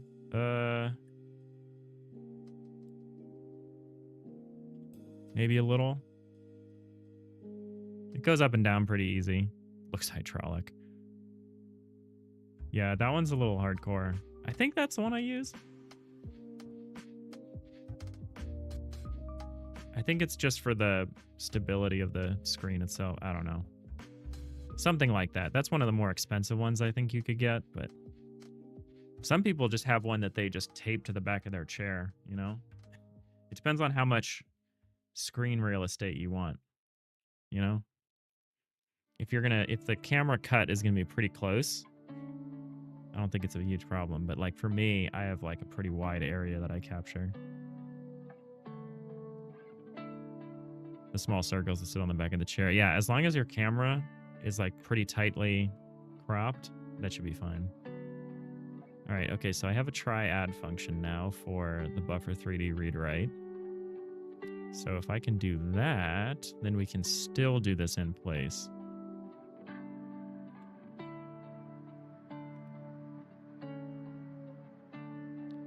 Because here I could say cutaways.try-add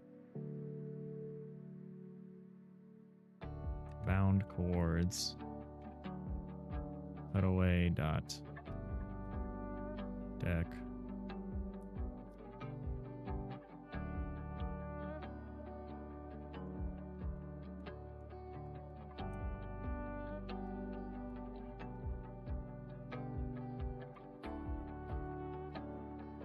Oh, here's a reason we're not totally well, no, this should be fine. This should be fine. So I actually want to say block coords with z equals cursor coords. Well, you know, what I should do before we do this at all, I kind of want to do this in separate passes. I know that's kind of dumb.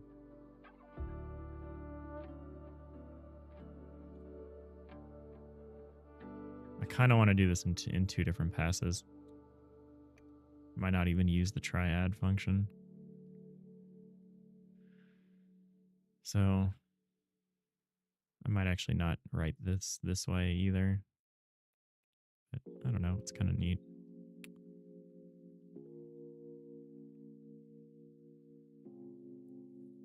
So we do it like this. And then what we can do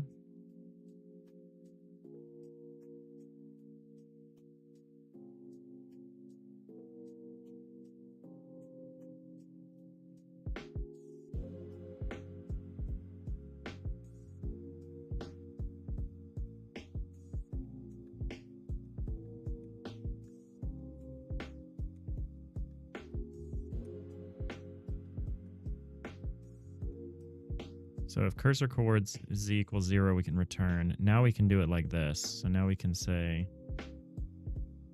our offset is 1, offset is less than cursor coords, offset plus plus plus. Z level is cursor coords minus offset z. Offset z is less than or equal to. Okay, so we say start equals rooms.getIndex ABB.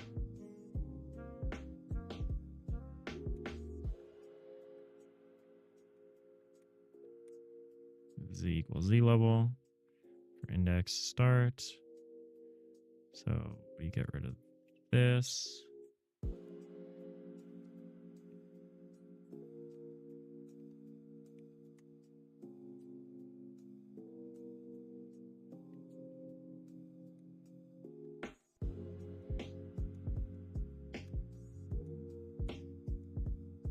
So if here's the problem. Here's why we can't do this just with just the cutaway thing is I don't actually know where I'm supposed to do this.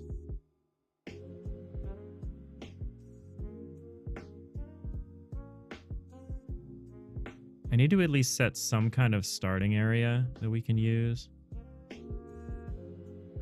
I need to think about this. I'm going to be right back in 1 second. Need a quick bio break here. Be right back.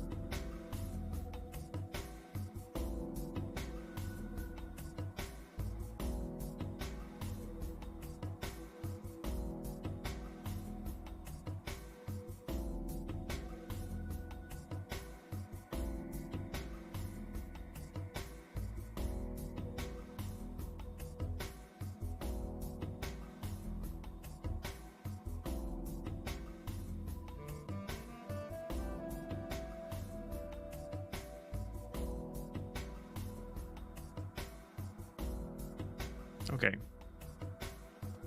So I think I have an idea.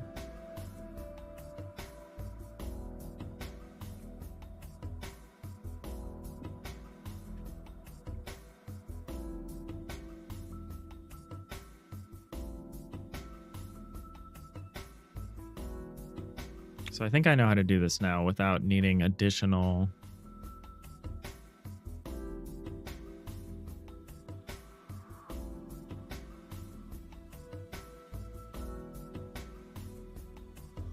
I'm going to go back to having this be like this. Well, whatever. It doesn't matter. So we're going to do that. And then so we're going to come down here. I don't really need to do this as a separate pass.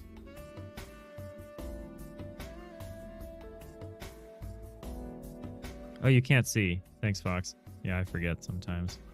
I actually don't know if I need to do this in 2 loops. Maybe I can even just do this in 1 set of loops.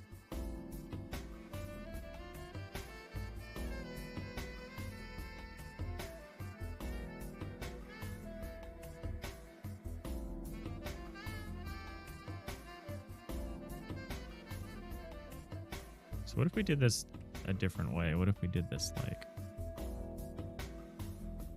So we go through here.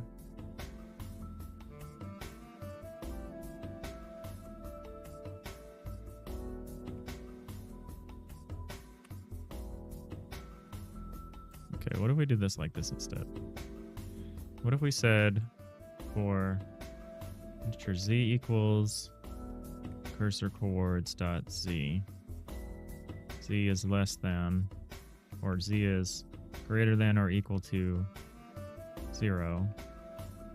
Actually, z is greater than 0. Well,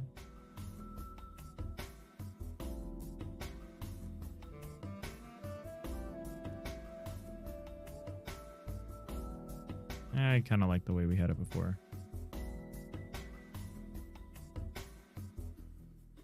We could at least skip some of the work if we're already at the top level, if we do it like this. So z is 1, offset's 1, blah, blah, blah, blah, blah. Here we can say, we could say this. So we can do this check. But we need to introduce an additional check. It needs to say... Also, we're checking the room below us.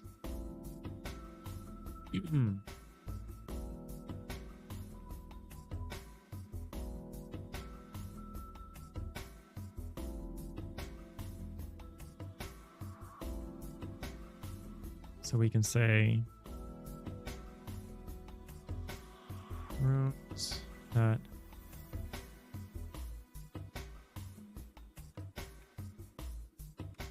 get, or, well, no, we can say get.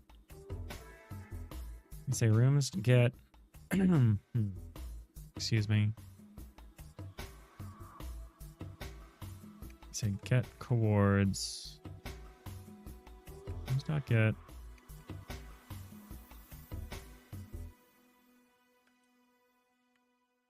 Rooms dot get coords. Index minus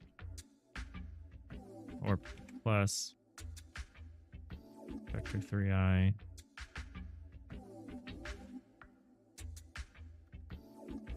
z. So we're going to get the neighbor, we're going to get our neighbor below us.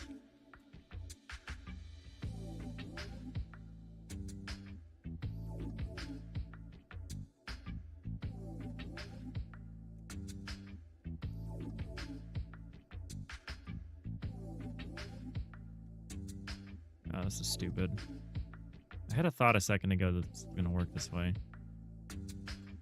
Why wouldn't it?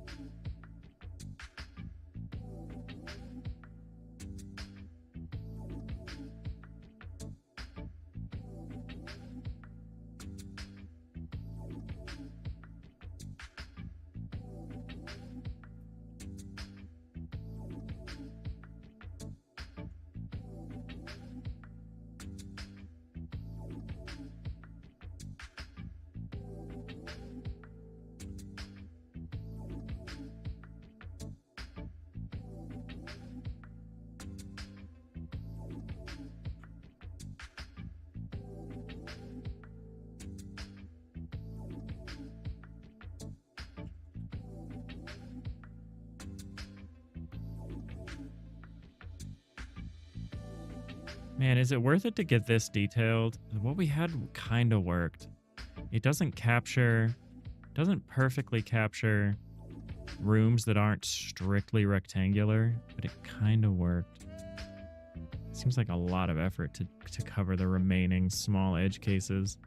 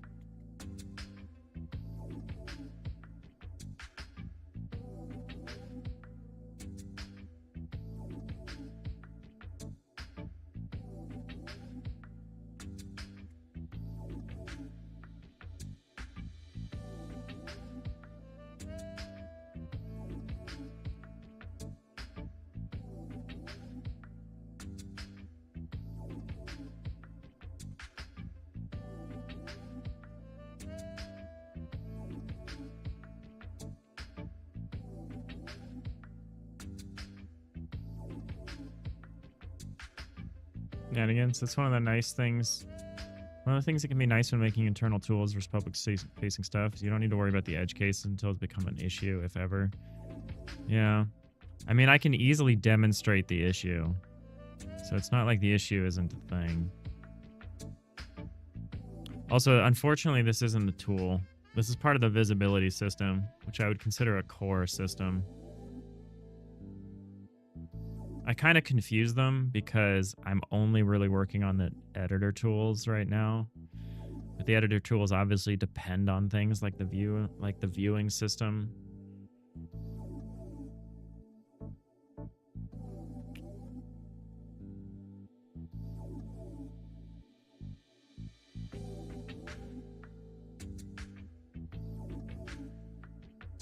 I think I need to do more here in this initial pass. I was trying to kind of skip it, but I think we need to do more in the initial pass.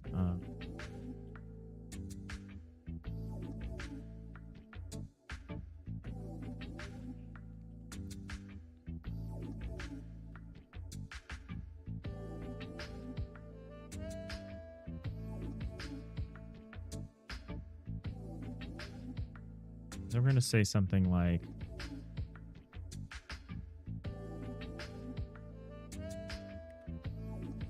if not extent negative x or not extent negative y. Yeah, you hear me. Same way your map stuff works too. There's the map editor, but the logic for the grid itself and how everything is rendered is the same for the main game. Yeah, and I'm really concerned about like not nailing that correctly, because something like that,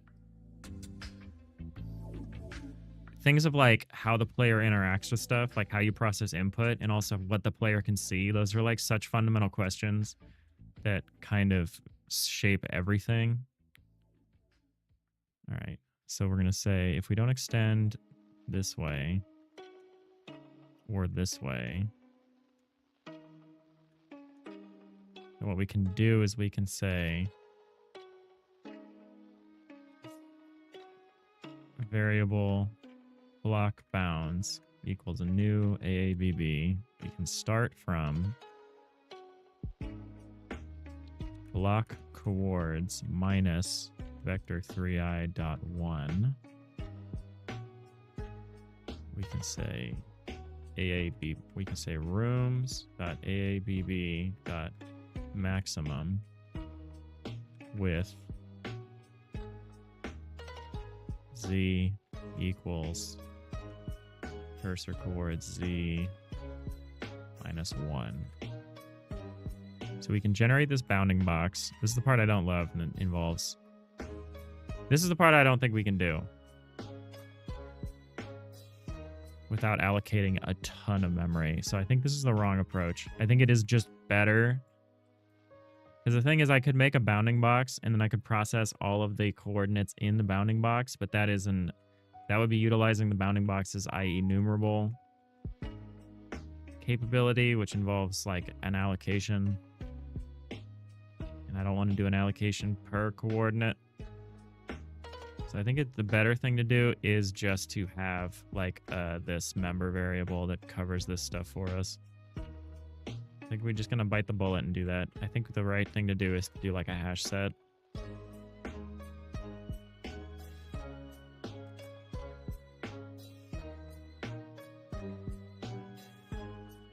I think it's just better. It's not great, but it's better.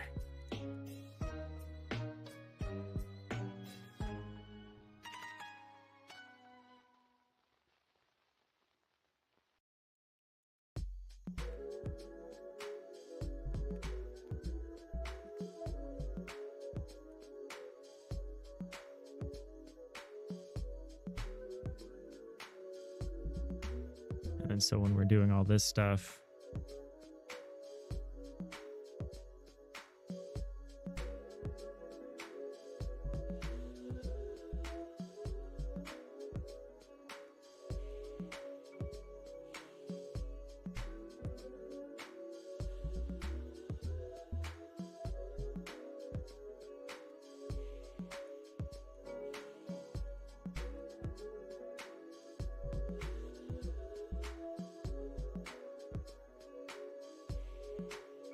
Oh, that doesn't actually help us with anything.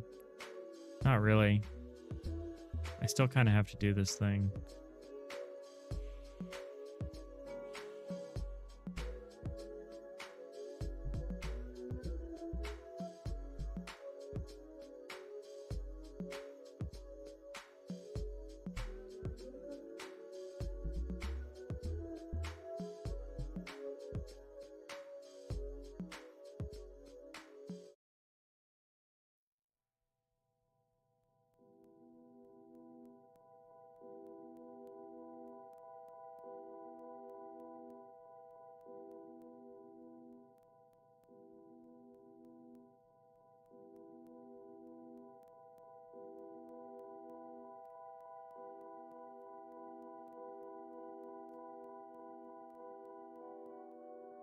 Even if we use a hash set, I still need to fill all those positions.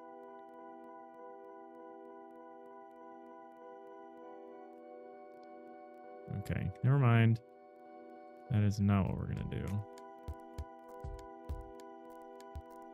We're going to just see if we can get away with this.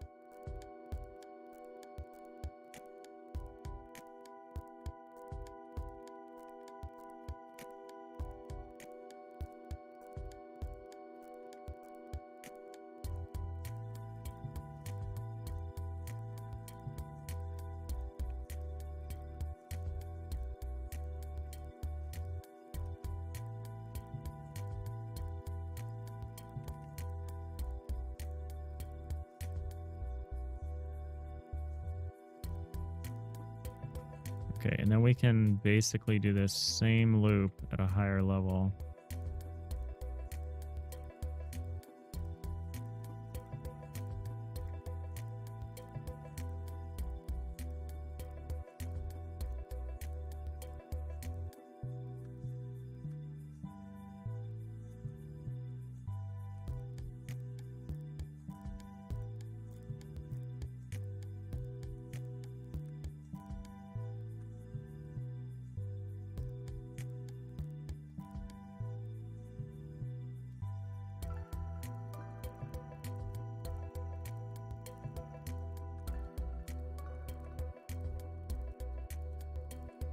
Let's see. This might not matter. This might be such small numbers that we don't actually care that much. Also, it's not supposed to be cutaways bound chords equals. It should be cutaways try add.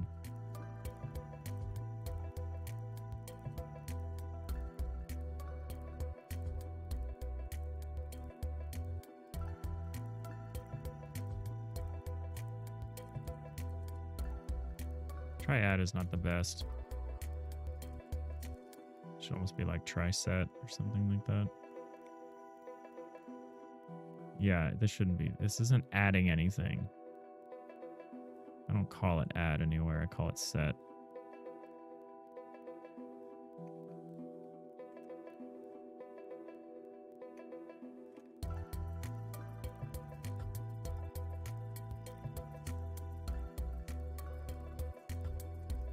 Sapphire, time you pop off. Hope everyone has a good week. A relaxing vacation. Thank you.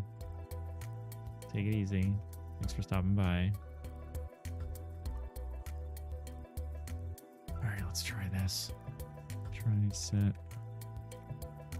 Okay, so we do this on the base level. If there are no higher levels, we don't worry about it.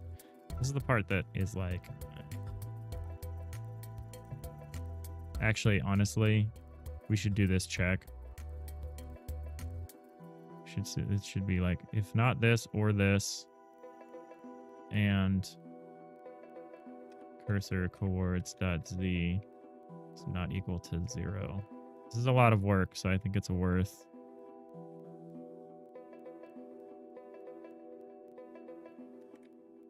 The order of operations here is fine, right? Oh, no, it's not.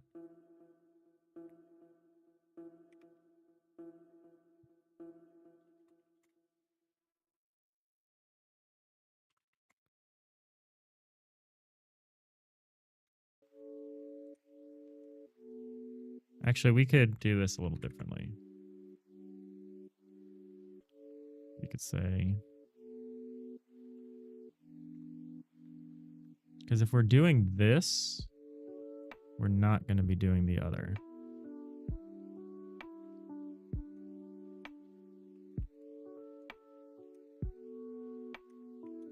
let's say if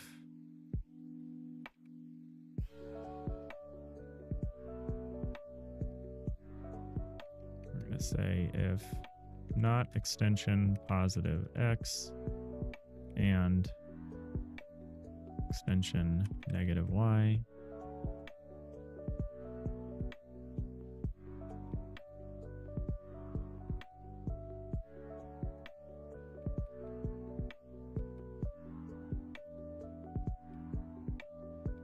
so this or not extension positive y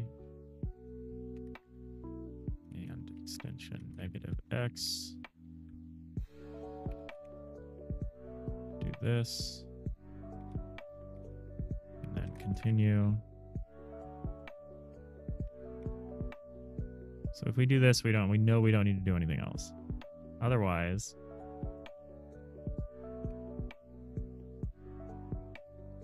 here we can say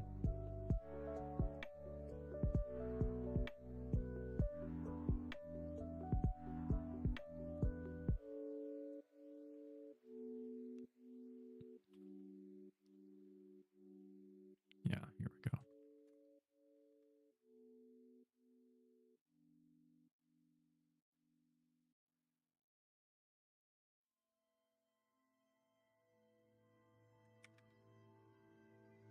Okay, that's okay. The system's going to be kind of slow, but, you know, maybe it won't matter.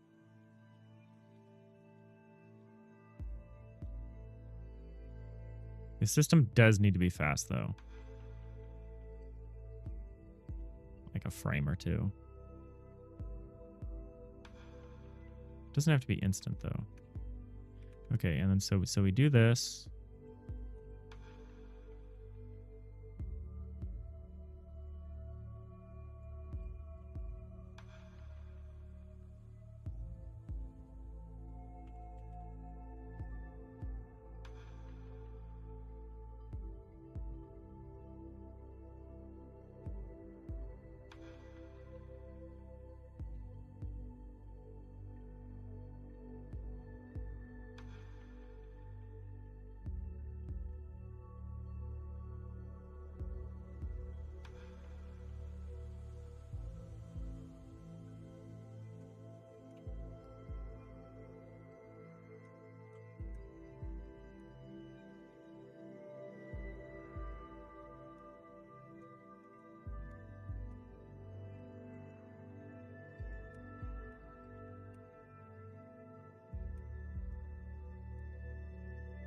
Okay, maybe I do split this. So we say this return. Here we can say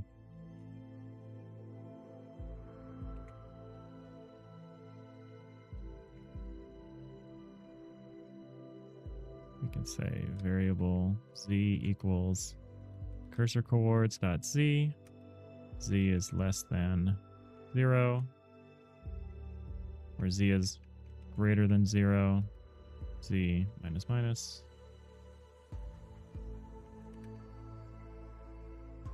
So we're going to start with our cursor coord. We're going to go back. We're going to set this based on z. Go through here. So what we're going to do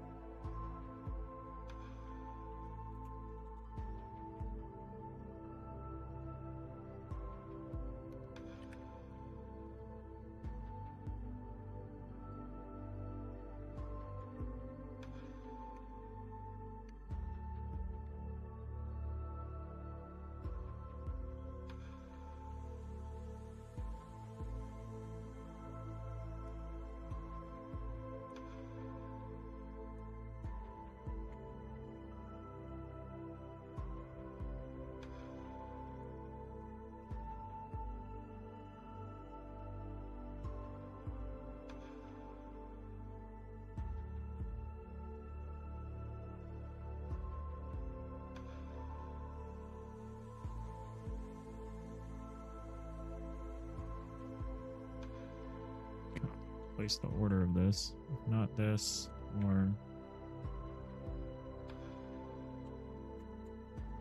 Oh, if that... No, that's right. That's right.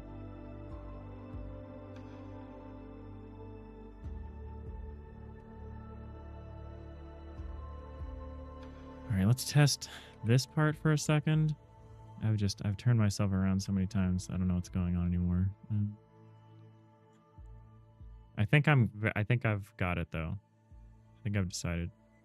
It involves a little bit of additional work, but I think it's going to be pretty straightforward. Oh my lord. The nerds. How's it going, nerds? Nerd alert. Raise shields. How's it going, nerds?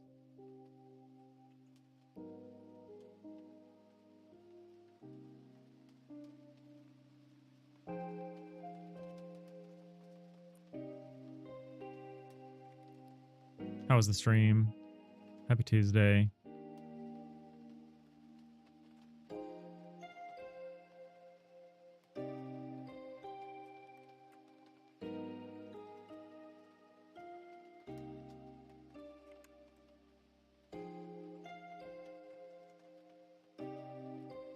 Pretty good. How am I doing? I'm doing all right. We're messing around with our cutaway system.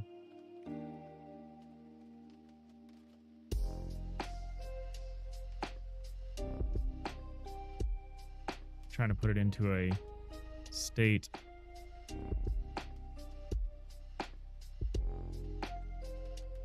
Let's get the bounds. State that we can show.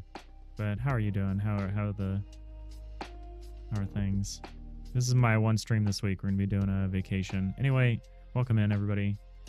It's Digital Iliad. We're working on an FTL-like kind of game.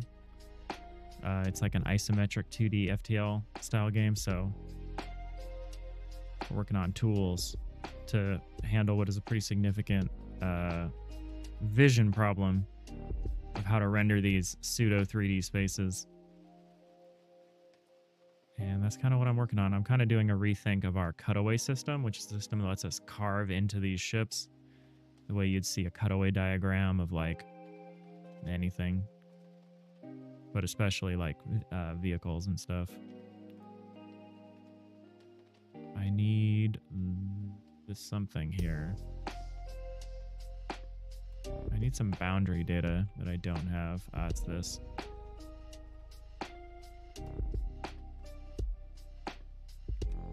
Take this, put this here.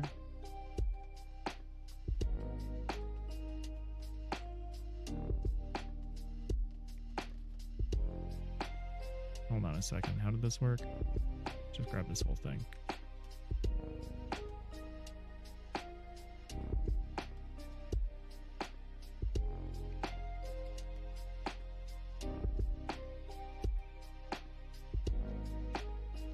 You know the deal, slow and steady. You're adding some bits here and there. You're finding the UI style. Nice. I do not like working on UI, but this is the kind of tool that we're working on. This system that lets us build these 3D spaces and then render them in this kind of isometric 2D look. So we've pretty much finished the auto tiler. So I'm taking a pass on our cutaway system, which is this system that lets me like see behind what we've placed.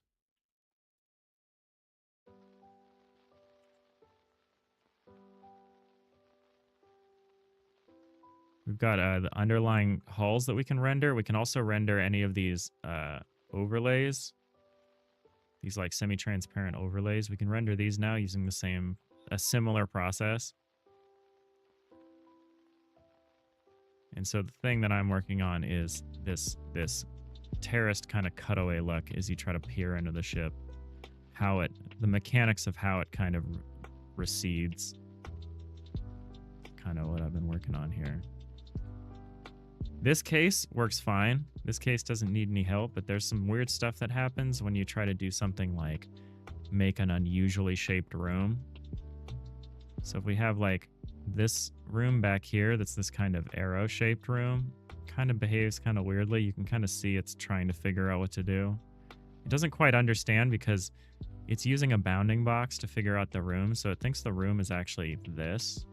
It thinks this whole rectangle, this whole square shape is the room, which is why it's giving us this kind of weird behavior. So I'm switching to a system where we don't just presume all rooms are perfect rectangles.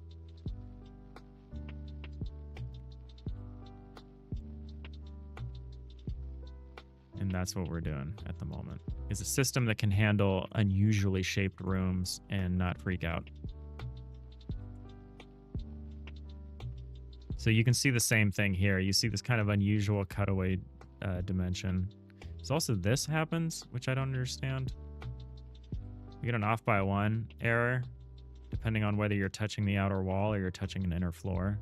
So, gotta sort that out too. But thank you for the raid, nerds. I know it's late for you, so if you gotta run, no worries. Appreciate you raiding in here. Trying to get something done before I go on vacation tomorrow.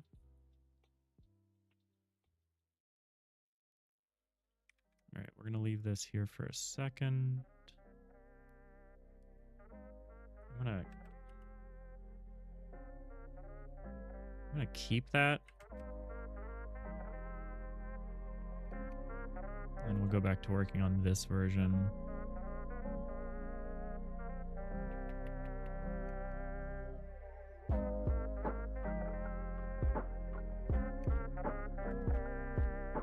We're gonna head off, start getting some homemade chili on to cook. Ooh, nice. Thanks to Shenanigans. Take it easy this week.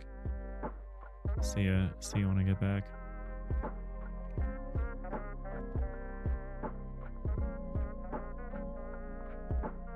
Can eventually get rid of this check here, but we'll leave it for right now. So what I'm trying to do is this per block cutaway. Instead of presuming that a room is a rectangle, we're actually looking at each coordinate and determining what we should do with it. It's a little tedious. I think I've decided to do it in multiple passes just to make my life a little easier. It's not super easy to do it that way, though.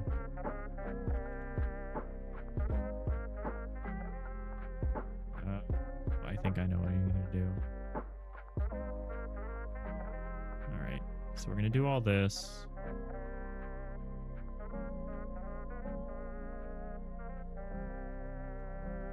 So we get all of this information about the extension. We're gonna ask if I want to invert this. I know I said I didn't. I know I just reverted it. I'm going to invert this. Put this here. Put it like this, because if we know we need to do this, we don't have to do anything else.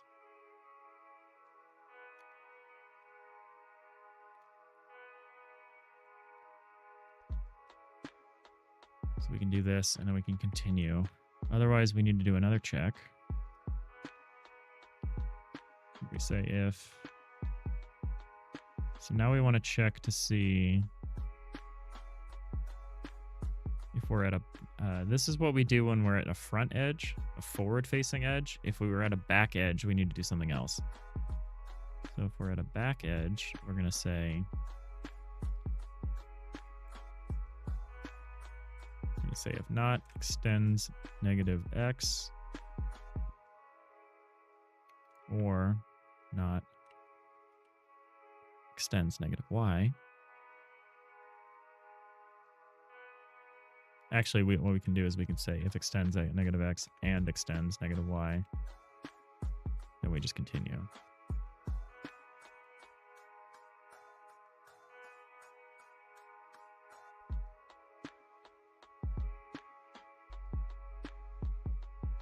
Otherwise, now we do the fun part. So this is the part where we're going to look up. Actually, we can say if this and this or cursor coords dot z equals 0, we'll continue. So if we're already at the top, we don't do anything else. If we aren't, now here's the fun part. So we're going to say variable block bounds equals new bounding box. It's going to be cursor coords. No, it's going to be block coords minus vector 3i dot 1. And then the maximum is rooms AABB maximum with z equals cursor coords dot z minus 1.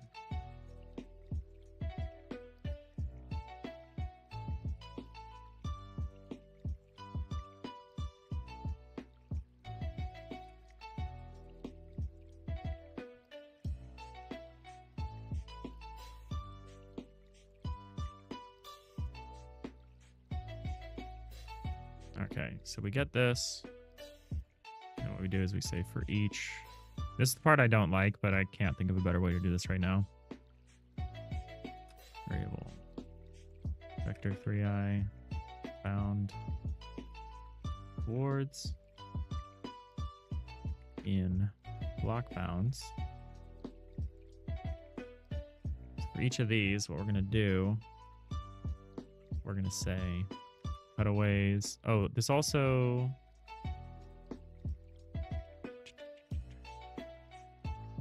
No, that one's fine. This one's going to say try. Well, no, we actually know for a fact that this is in bounds, huh? Actually, we don't know that that's in bounds, so we need to say try set bound coords cutaway duck. There we go. In fact, we could get rid of the braces here. I don't necessarily like having a for each statement that doesn't have braces, but if it's just a single line,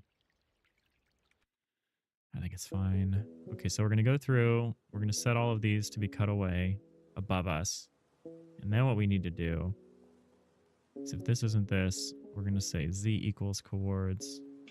So z is equal to 0. Forget about it. We're going to say z equals coords minus 1.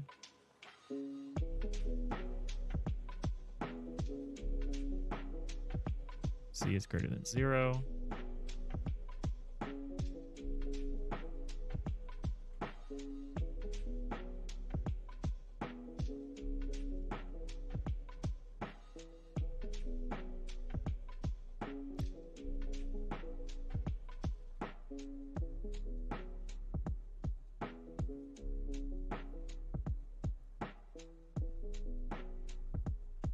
I think it's z is greater than 1 or equal to 1 here. Well, that's the same as z greater than 0. Z minus minus. Okay.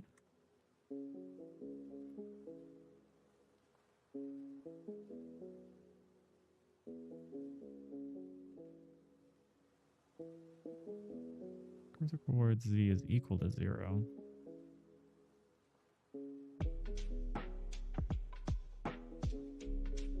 We actually need to say if z is less than or equal to 1. Because if... Oh, what is going on here? Another raid? Sabine. Raiding with a party of 10. Thank you so much. Red alert. Prepare to repel borders.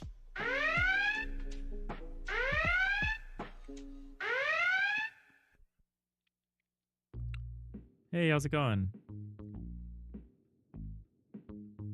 Lavastaros. Sabine, hey, when you saw FTL, you were like, this is a much support project. Oh, thank you so much. Yes, we're doing like an isometric kind of FTL style thing. We're working on a system that lets us cut into these 3D ships and render them in a kind of isometric 2D way. So we're working on a cutaway system right now. Thank you so much for the follow. Lavastaros and Sabine. Appreciate that. Thank you very much. Yeah, it's very low res, minimal pixel art stuff is what we're doing. we're trying to add a little bit of, I'd say depth, but height would be more accurate.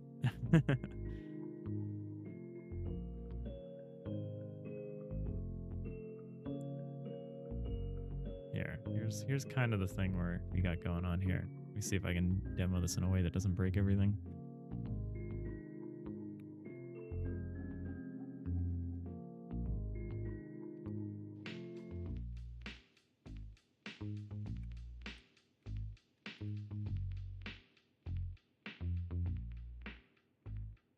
That's great. It allows you to keep a uniform art design without having too much detail. Yeah. So we're only really gray boxing this at the moment, but the challenge that we're working on is drawing this, being able to draw and see this 3D space as we like build ships for the game. And so we can make like a multi-layer thing here.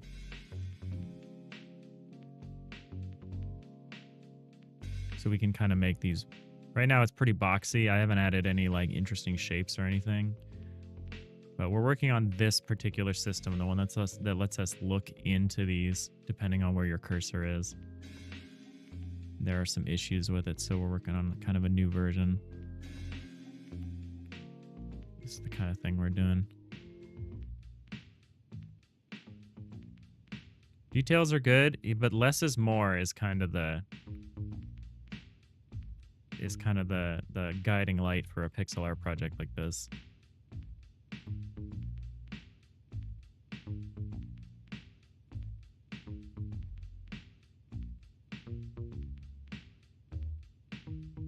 Yeah, this is kind of, we're trying to keep this terraced look, but we're trying to address some issues. Our system doesn't really handle it very well when the room is not perfectly rectangular. So I'm trying to add some mechanism to that so that we can handle that.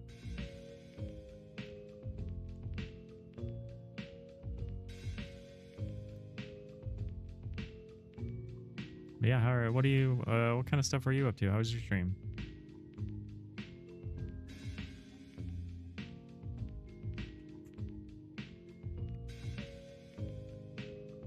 I ask right as we head into ads.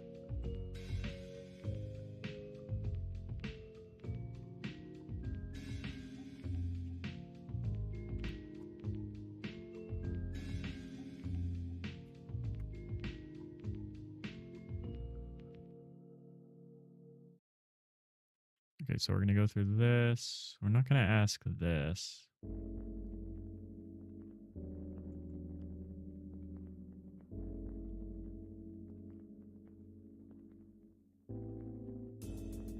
So our continuation point is if not cutaways index dot has, whoa. Cutaways.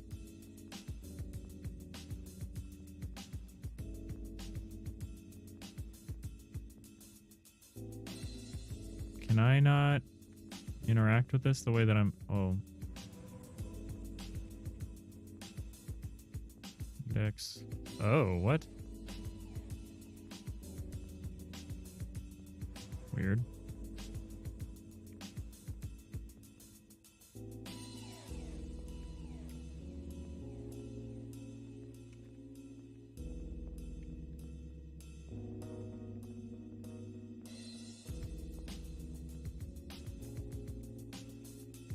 Is there no getter default that takes in? There is less functionality here than I thought there was. It's kind of annoying.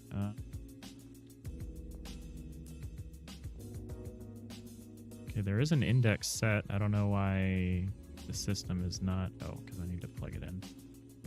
There is no getter default for index. That's interesting.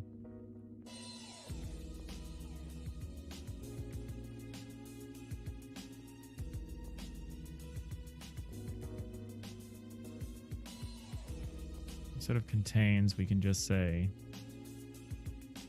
index is less than length.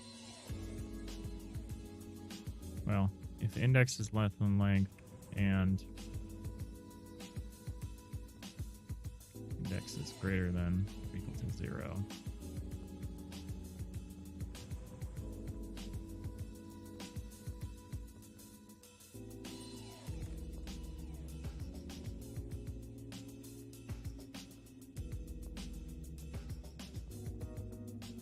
I don't need to like wrap this, do I? No, I didn't think so.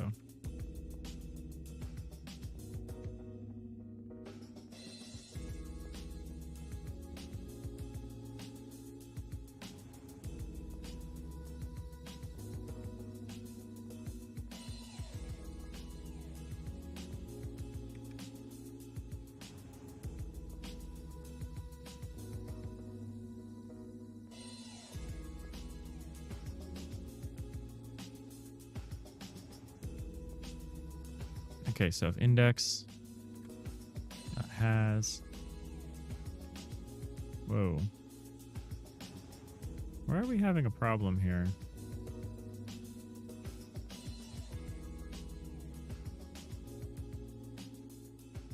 Oh, what? Not cutaways index dot.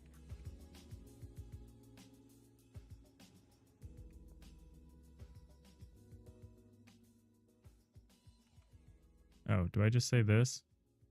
There's got to be a better way to do this. Cutaways is not equal to cutaway.dec. That's like the opposite of what I wanted to do. Oh yeah, no, we're doing a continue. Right. There we go. Okay, we got there. I don't know why I had such a hard time with that.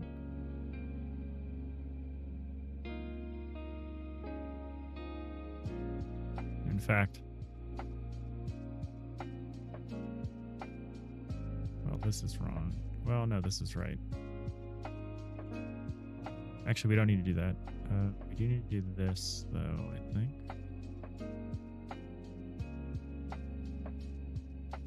Who uses block chords? You do. Okay. And so we're going to do this same thing.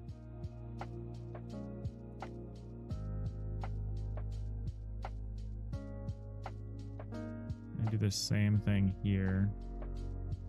Like this. But not cursor chords. We're going to say z minus 1.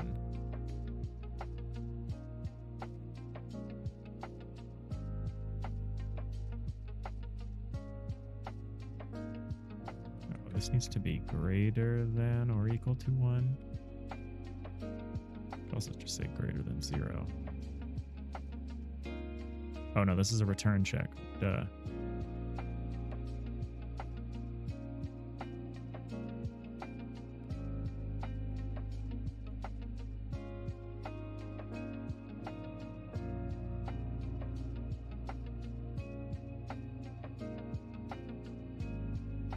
Is this gonna work?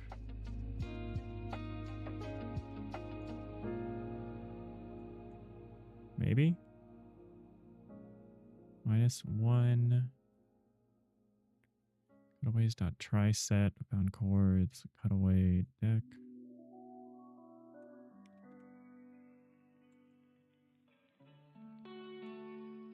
So we're trying to create this terraced look again, and we're doing that by like expanding this out as we go up towards the top of this box.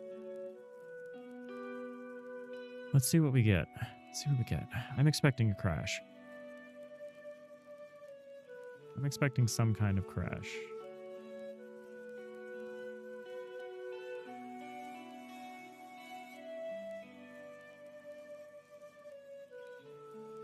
Yeah, we got a crash. Actually, what we got is some kind of infinite loop, I think.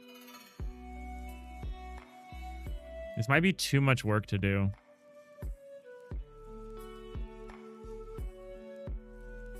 Well, we froze, but in kind of a weird way.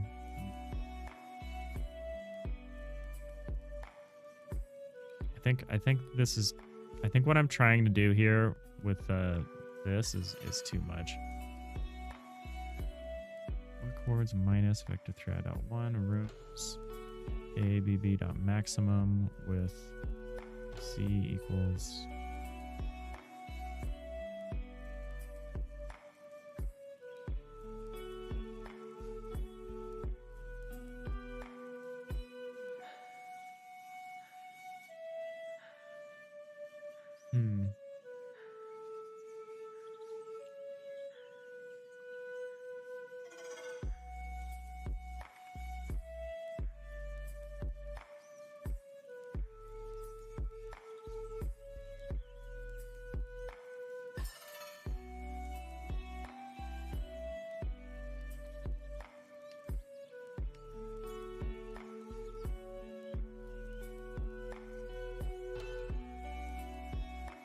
Okay, easy.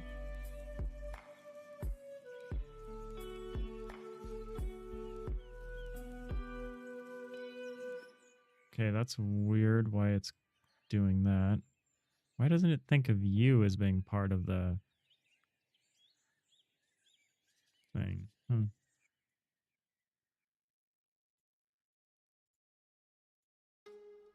Okay, that's a little weird. But yeah, this is slow. This is what I was worried about. This is dead slow.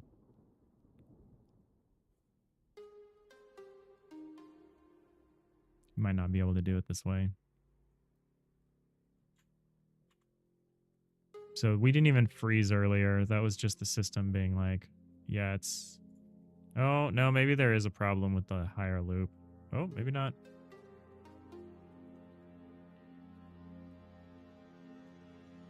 Yeah. RIP. Okay.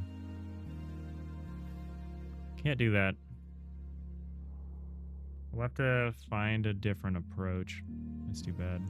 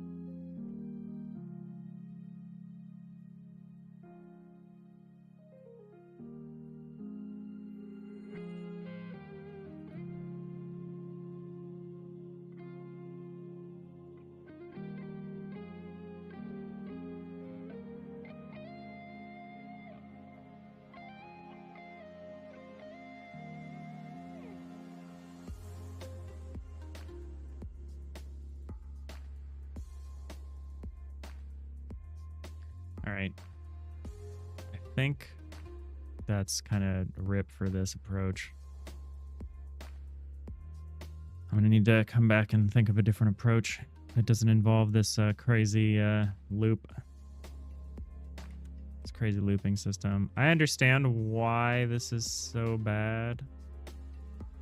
Block coordinates minus vector 3i.1. Okay.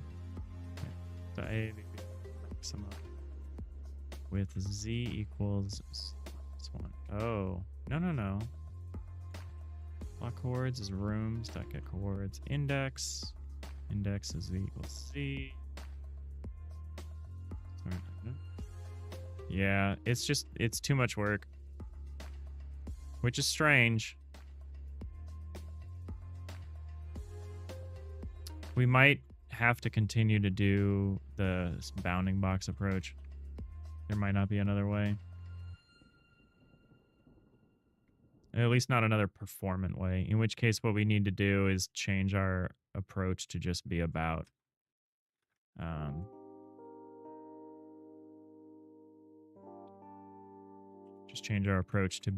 mitigating the issue. We could go back to our compartment hierarchy thing, which I thought was pretty neat. I abandoned it because I thought it was going too far in terms of the cutaway, but it would have the neat effect of we would only cut away entire compartments. We wouldn't do these partial cuts that we do right now. We would only cut away entire compartments. I think that could be neat. I kind of want to look back, take another look at that when we get back from vacation. But yeah, I think for now, there's really no way to do this.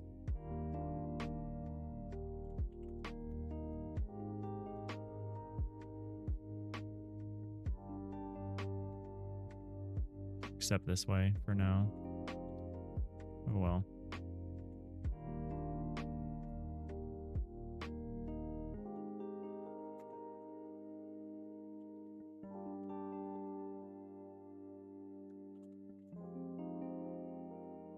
All right, I know everyone just got in here, but I gotta raid out. RIP. Where are we going?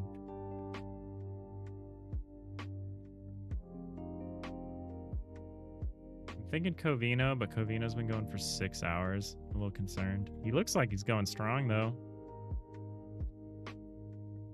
Leona's a beast.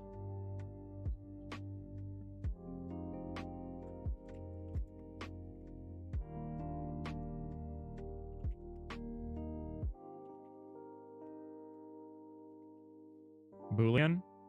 I'm not familiar with Boolean. Let me take a look at him.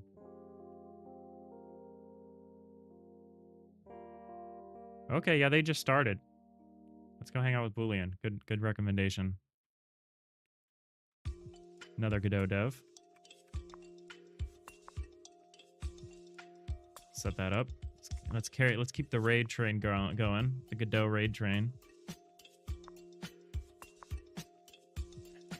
Shout out Nerdy Nerds, and shout out Sabine for the raids. Thank you so much. Yeah, no more streams this week. I'm going on vacation, but I'll be back next Tuesday, and we'll pick up the pieces of this unmitigated disaster here. Try to figure it out. I think looking at the compartment hierarchy again could be the secret. It would be different than our current terrorist approach, but it would be similar. And it might actually be better. Because it would actually start to cut away rooms above us in a way that was intelligent. So I think we're going to look at constructing that kind of tree-like structure of the compartment hierarchy. We'll do that when we get back.